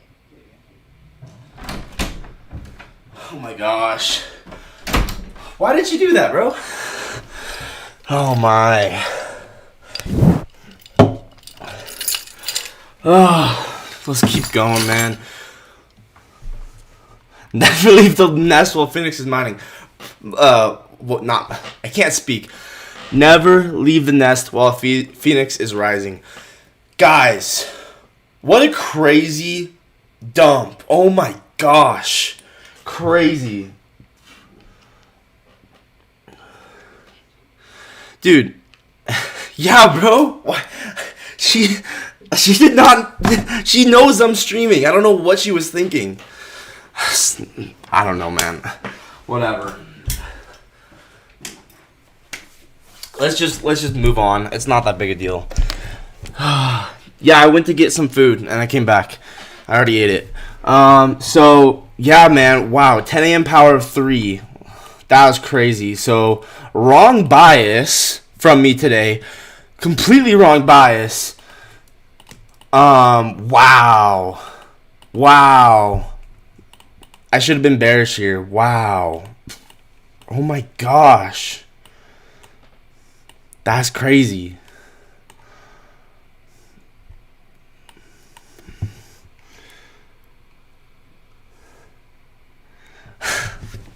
Bro.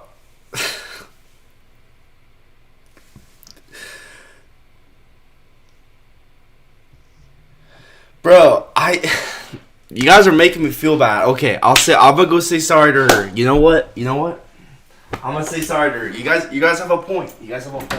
It's just if you're not in my position, it's kind of hard to understand how when my mom just kind of walks in my room and just does things, it can be kind of a little,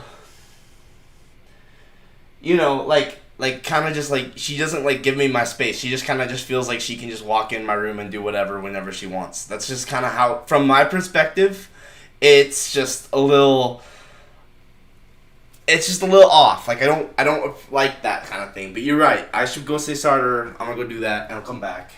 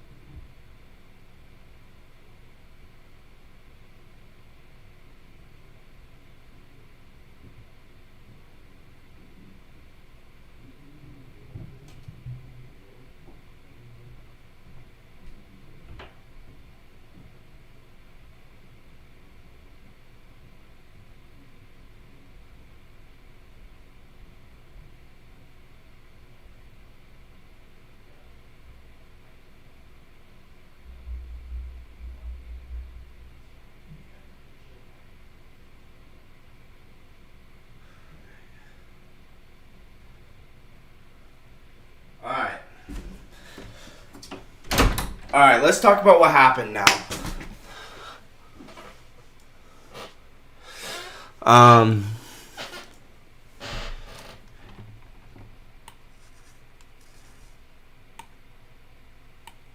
Yeah, bro. You have a good point.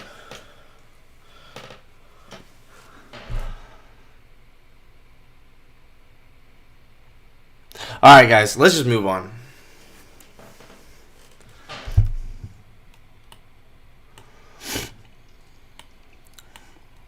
How old am I? I thought you guys knew how old I am. I'm 23. Alright, guys. Let's just move on. What I want to talk about is we have the True Session open, and Midnight as well that we took out, which is, yeah, wow.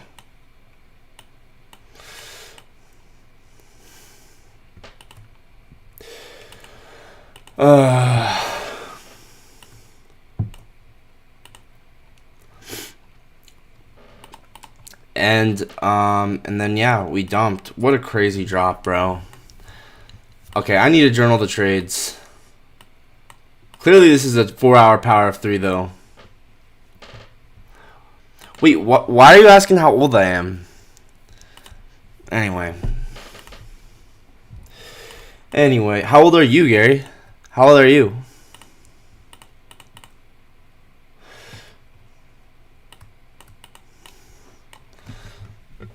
But yeah, you can see how we were above all these true opens. Let's actually look and see, was there another one?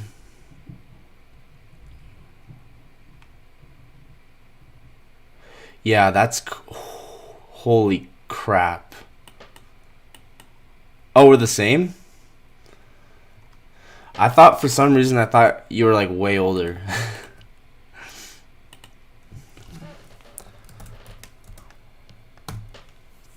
But check this out, guys.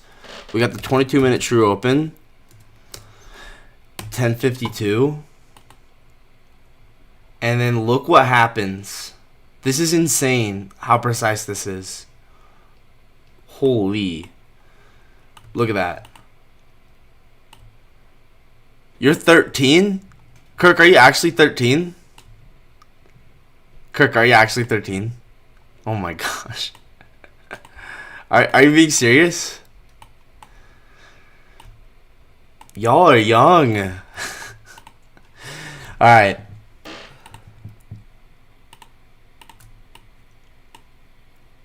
But yeah, wow. Just crazy stuff, guys.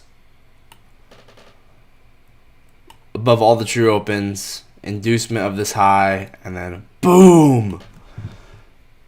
Did Trump tweet something? And I... What? Kirk, what does that mean? Bro, what does that mean? Oh my gosh. Okay, guys, we actually got to get going with this. I'm 10. Javier, you're not 10, bro. You're not 10. I know for a fact you ain't 10, bro. Alright, let's just do the journaling and I'm going to be done. I'm going to review that dump later on, but not right now because... Bro, Ted. Bro, I'm actually 3. I'm actually 3. Alright. Let's just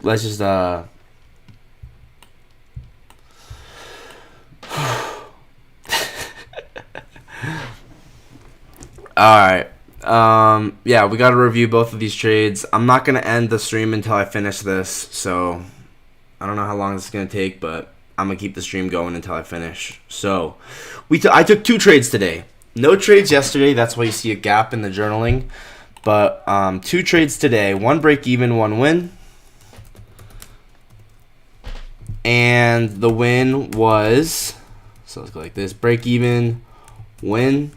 The win was, I think, 1.8, so 180%. Now, obviously, I messed up the risk, but I'm trying to keep this.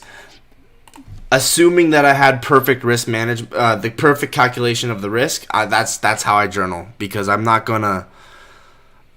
This is based off of not that variable, right? This is only taking out that variable of me calculating stuff badly, or So, we're gonna. What's up, Wadham? How's it going, bro?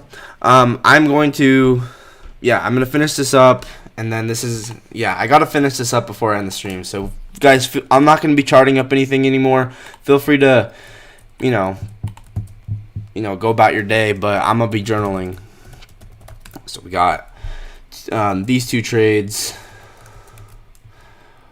4.5 standard deviation hit. Crazy, dude.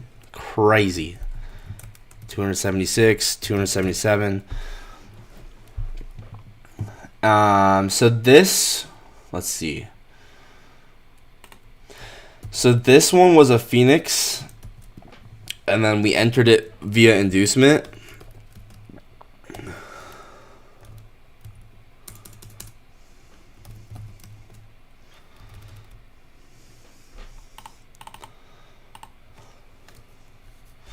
So like we didn't take the normal entry, we entered it with an inducement. This one was, I believe it was just flow state, and I entered on the close. So let's review both of them. So the first trade I took was, we were below 7:30, we were below midnight. Higher time frame was a buy model. So I was thinking this would continue.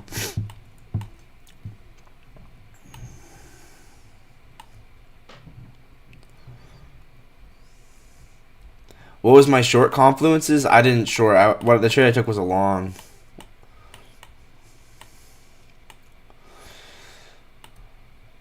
We going up from here? Really? Yeah, so the trade I took was basically 5-minute BPR. Actually, it was also 5-minute propulsion block. I don't know which is better to use. Doesn't really matter. Sometimes I think being Trump is so cool. Oh, you like how you can just tweet stuff? Yeah, well, it's crazy because Trump can tweet something, but the market's still going to obey smart money concepts when he tweets something. So, for instance, we were above all the true opens. We respected a fair value gap, and we got change state out of it. Yeah, I'm with Shani, bro. I want to see the market get away from all-time highs for good. I'm sick of all-time highs. So, yeah, basically the trade I took was this. We had a 30-second change in state. Yeah, I do not mind this trade at all, actually. 5-minute fair value gap is actually BPR.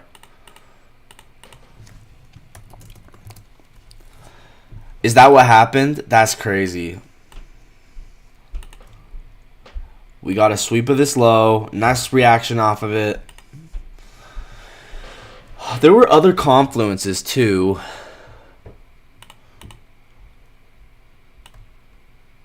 There were other confluences, weren't there? You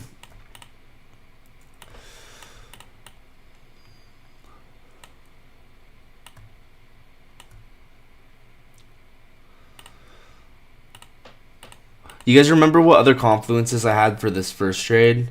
We were below 7:30. We were below midnight. And then I think, let's see. We might have had SMT with this low. Yeah, so we had SMT with this low. With YM. And then pretty clear AMD. And the 4-hour power of 3, essentially. So here was the 10 a.m. open. Yeah, so the 10 a.m. open was over here. So we were kind of I was expecting move higher. Oh, the first presented for value gap. That was the other confluence. Yeah, so we were at the first presented for value gap. Now I'm remembering. I was like, there's got to be more to this. Yeah, there was. We had the first presented for value gap as well. That was aligned here. So we had dug deep into it, which is exactly what I like to see. Alright, and I think that's everything.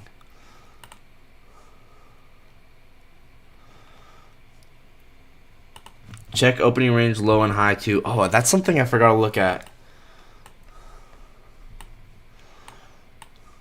Oh, yeah. Okay, I'm trying to make this look good. Because I actually, I like to make them... I like to give myself credit. I like to make my trades look very thoughtful because that's what good trading is about, is making it sure that you take thoughtful trades. So here's that first presented for value gap, 5-minute BPR. Let's actually go like this. We're going to mark it out like this. just to make it look clean.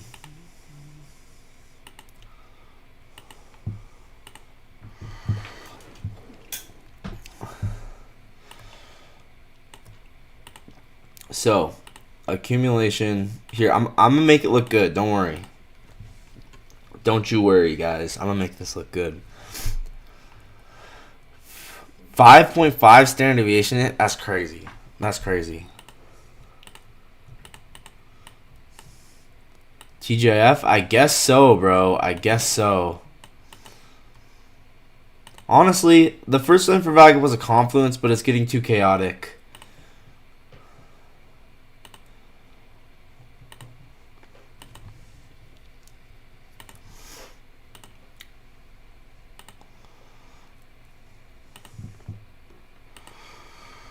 So I'm not gonna include it.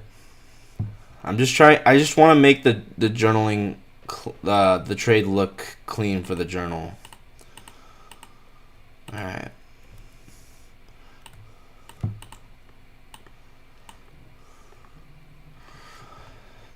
And then 30-second change in state here. I entered on the close. See, now it's making sense why I messed this up, actually. So, okay, there's a lot to learn from this. And specifically, right, I entered on a close, but then tried to go break even. But I entered on a close, right? You guys see the issue? I entered on a close, and I tried to go break even. And I had stop a little bit, yeah. So I think what happened was this. This was the original trade. Yeah, I went break even. Actually, I went break even when we retook this high.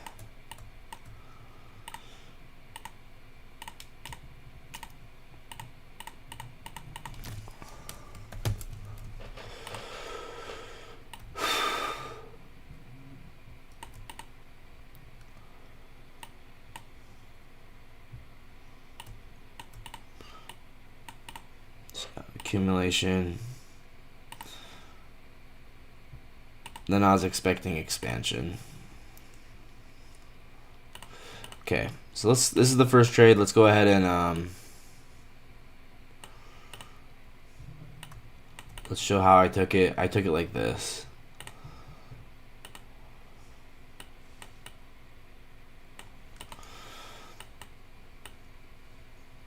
Now I think I was gonna target that.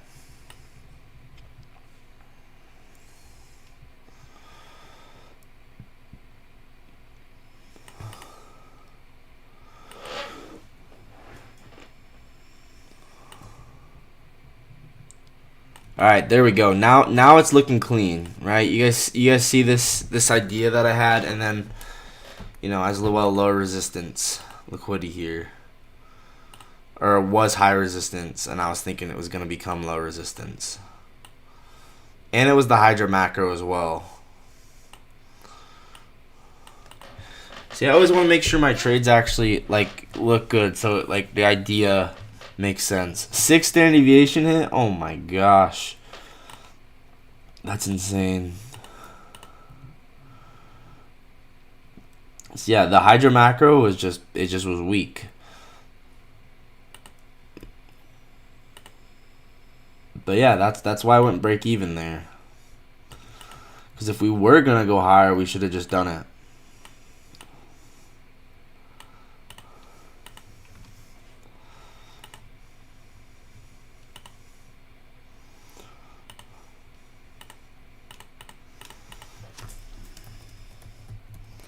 Really? That's crazy. That's crazy. Yeah, I was bullish too, but you always got to keep an open mind. You really do. That's crazy. All right, let's go ahead and screenshot this.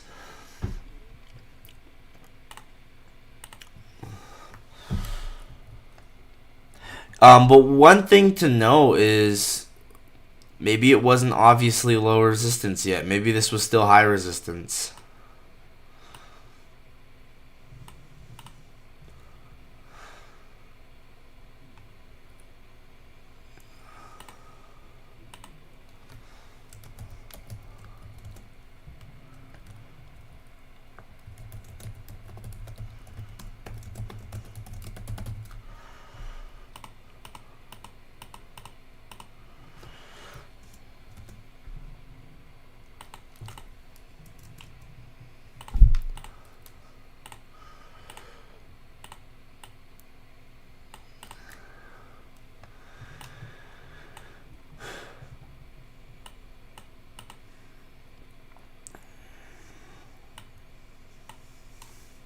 Here, let's just get rid of that.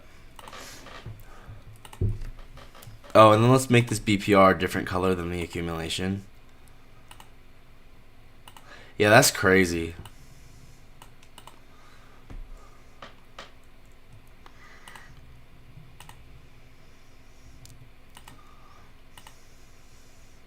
Maybe he's not that good. Oh my gosh. Y'all, you can't just say he's someone like, I feel like anytime anyone takes a loss or takes a bad trade, it's like, oh, they fell off. It's like, guys, it's just trading. Everyone has bad trades and good trades and gets biased wrong and gets biased right. That's just trading. But I get what you mean. It's funny.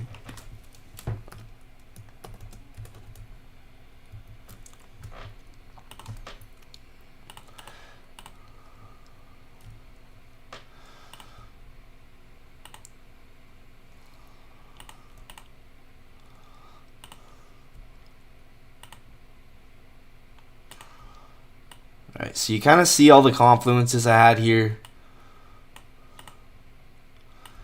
Right? I was thinking we could go higher. Actually, let's just get rid of this. Okay. Screenshotting. Sorry this is taking so long, guys. I'm not sorry because you guys don't have to watch. This is just journaling time now. But I gotta move on.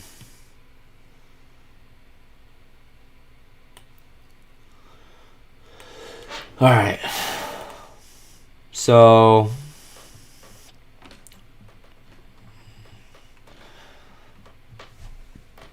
there's a lot to talk about with this one. Ran into an issue where I entered on a close, but then when I wanted to go break even, well, my entry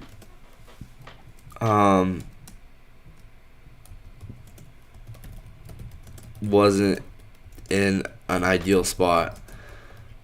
Something to think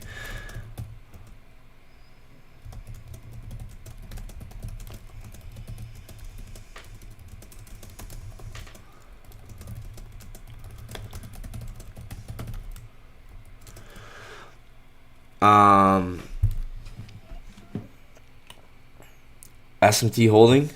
Interesting.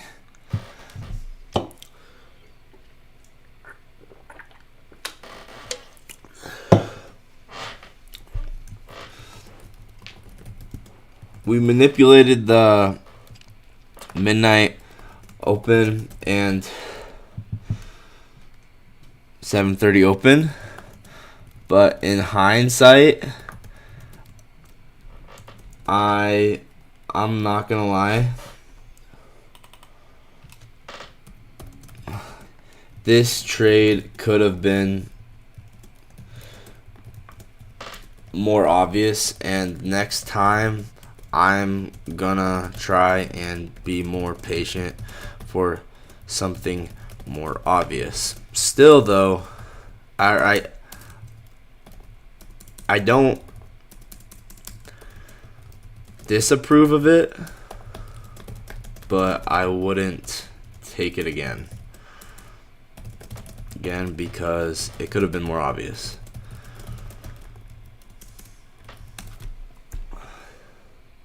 Alright, so post trade approval, I do give it post trade approval. I would not take it again. This was going to be, I think, what I was targeting, I guess like 1.5 R, 1.59.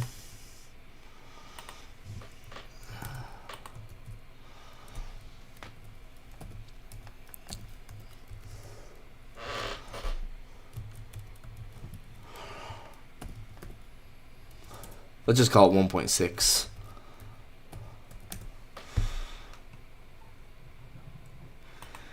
And what time frame was this on? This was a 5-minute aligned with a 30-second. And this was at 10:20. TGR made 117K. What trade did he take? Bro, that's crazy. What trade did he even take, dude? Man, I just want an indicator when I want an alert when Trump tweets something, and then figure out where's the when the market is like crazy displacing. I just want to enter one micro in line with the market. You know how much you bank just off of one micro?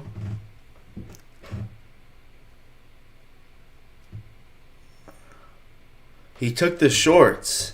Like what? The 2022 gap? The sweep, break a structure? I'm not going to lie, that was a good trade. That was a really, really clean trade. It was like a sweep, break a structure, above true opens. I don't know if there was actually a Trump tweet. That's actually just, I was just thinking that he did, but I don't know. It's a good question. I don't know. Gotta put this in Google Drive. Let's close out. I'm gonna close out Top Step.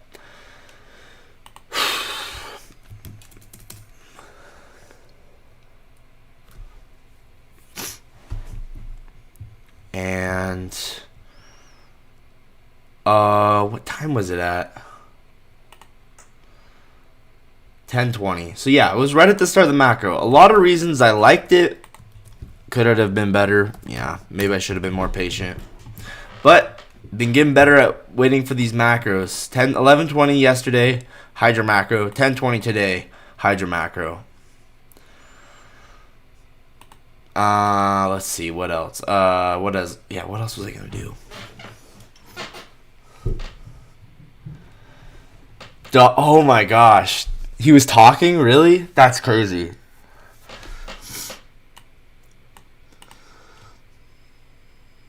Oh yeah, I was gonna upload this to Google Drive.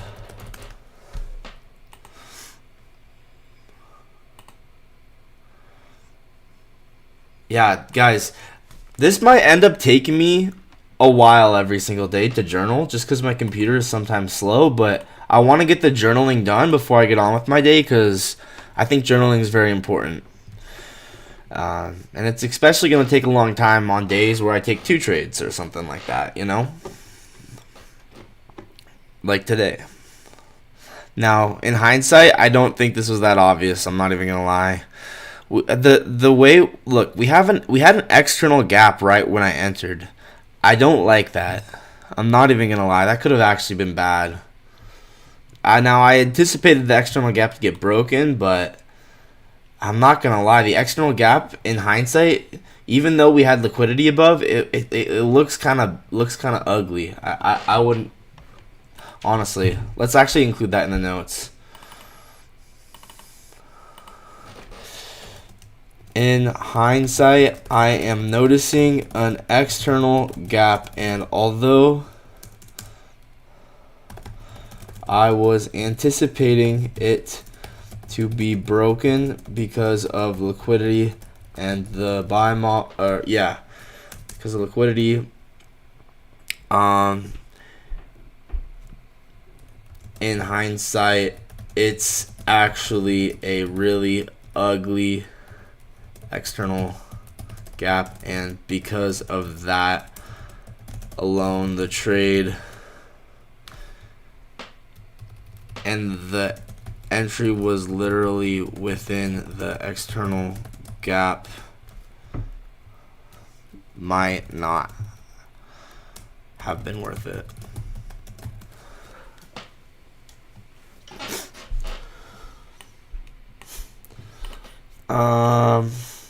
So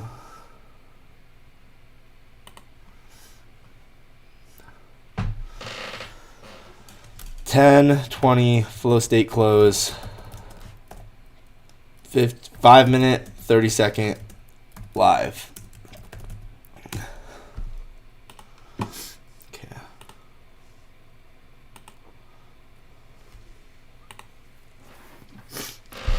Yeah, like I said, this might take a while. I don't know.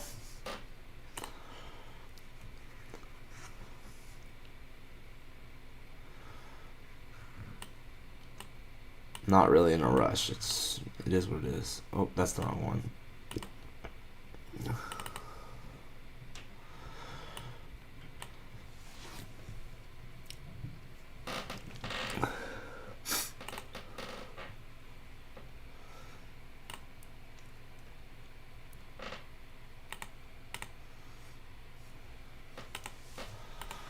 Alright. I mean, this is really the homework of trading. Like, I so badly don't want to finish this, but you gotta do it.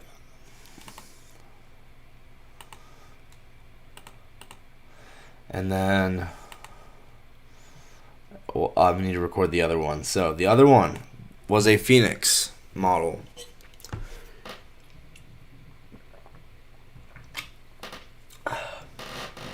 Basically, we had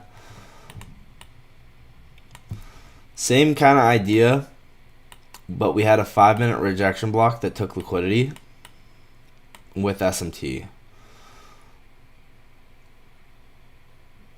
So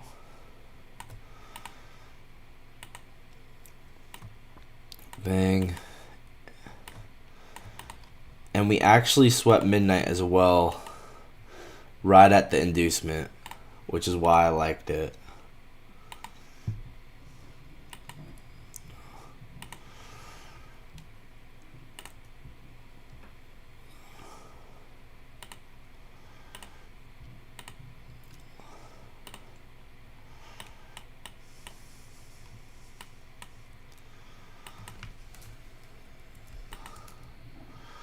Now, it wasn't during the macro, but from a liquidity standpoint, it's just like, well, this entire range was above, so it kind of just felt like, yeah, we should probably go run at least these low resistance lows or these highs here.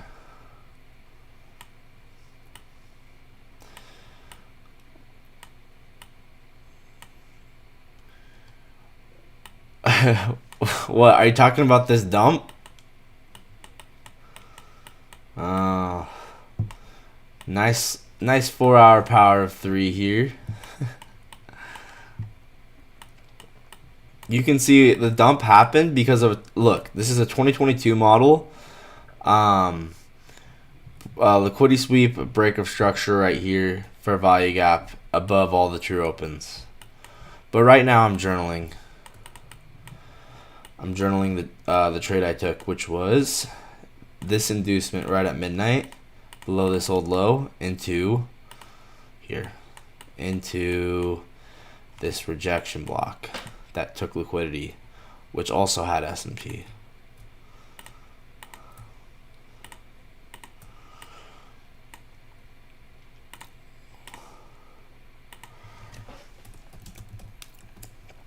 Okay, I'm almost done, guys. Let's get rid of this. Let's clean up the chart. As always, I want to make it clean.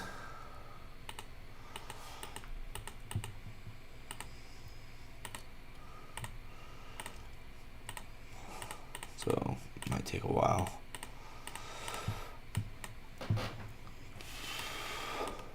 Here, I'm going to get rid of that because it's obvious that that was, you know, accumulation.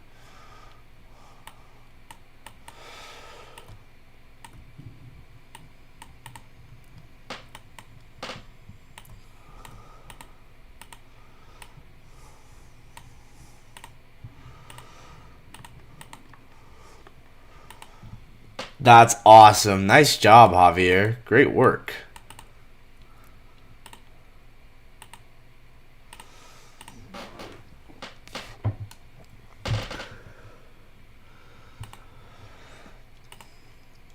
So yeah, basically 2 SMTs with this rejection block.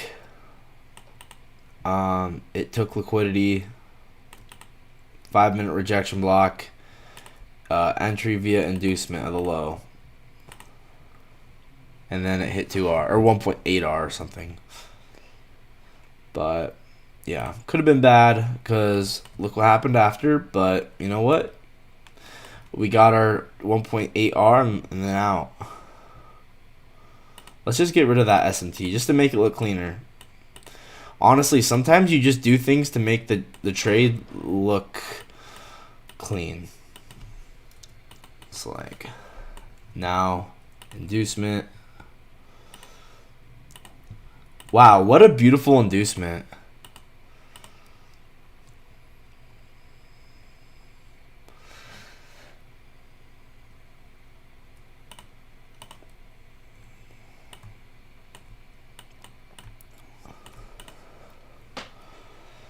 And then, yeah, I just went like this.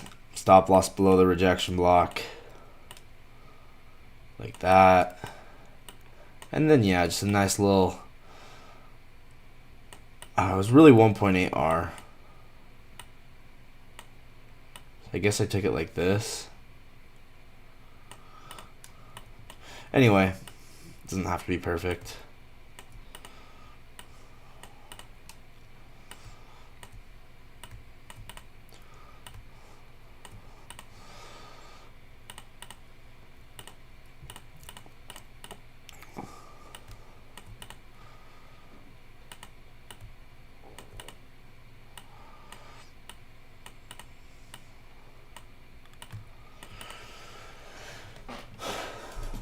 Nice. Here we go. And then, yeah, traded back to the LRLR.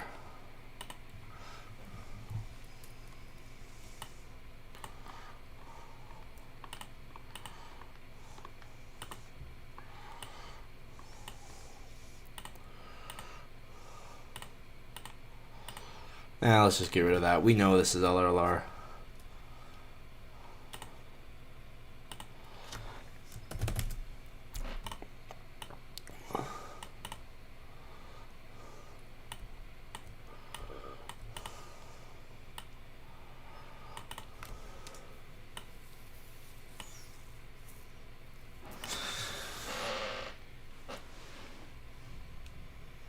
Alright, here we go. Let's screenshot this one.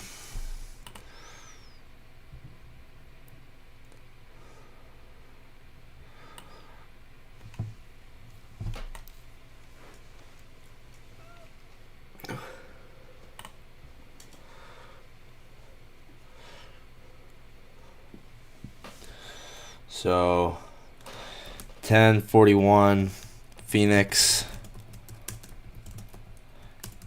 inducement.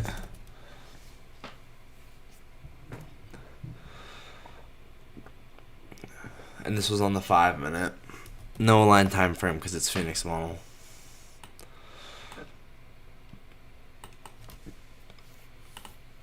Oh man, I just want to be done with this.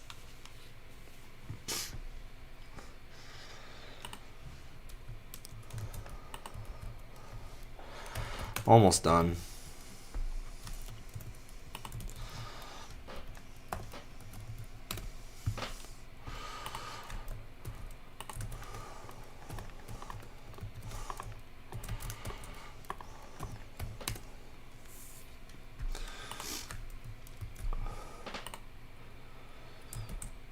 Would I take this again? Honestly, like, it was clean, but I don't know. Like, obviously it worked out, but knowing that that dump was right there, obviously I had the wrong bias. I don't know. I think it wasn't obvious enough, so I'm not going to take it. I wouldn't say I would take it again.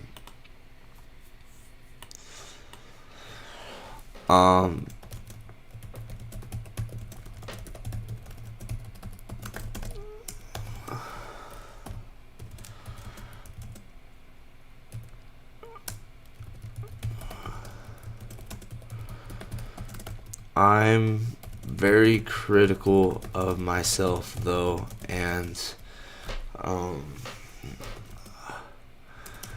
even though it worked out,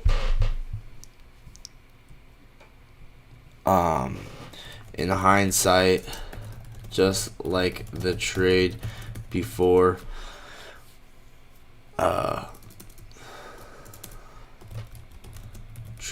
it could have been more obvious. Yeah, we had above, but we were deep in premium on the higher time frame, and maybe because of that, it wasn't worth it. Right afterward, we ended up getting a crazy dump after taking all the true opens and getting a 2022 model. So clearly, with being so far in premium,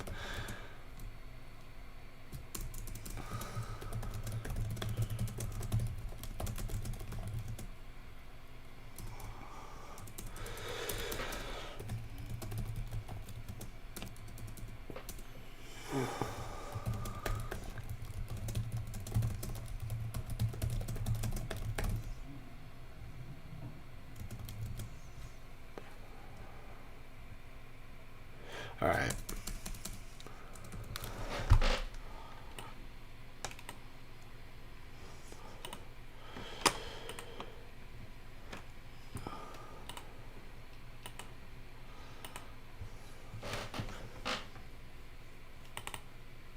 Oh my gosh.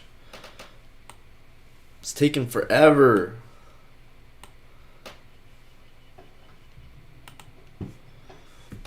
It's taking forever.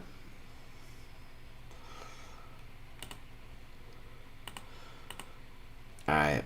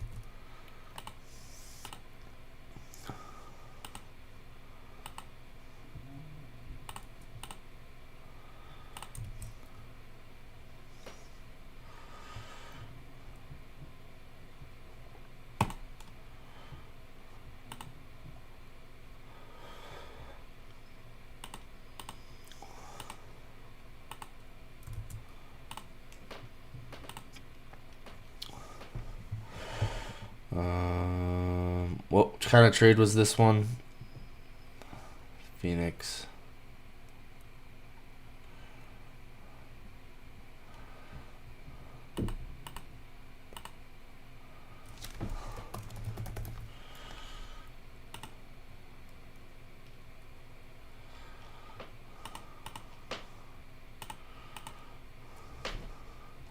So 1.8 R with my standard risk would be 380. Right? 200, 400. Wait.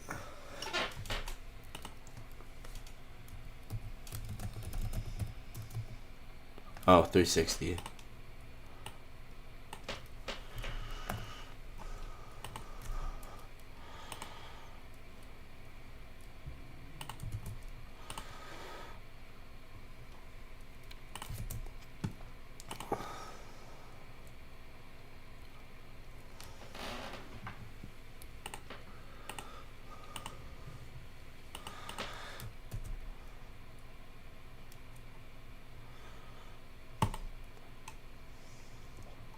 Alright. Whoops. Let's go on X. Post this real quick. I'm not even going to do a write-up. I'm just going to post it, and then I'm going to be done. Whew. There we go.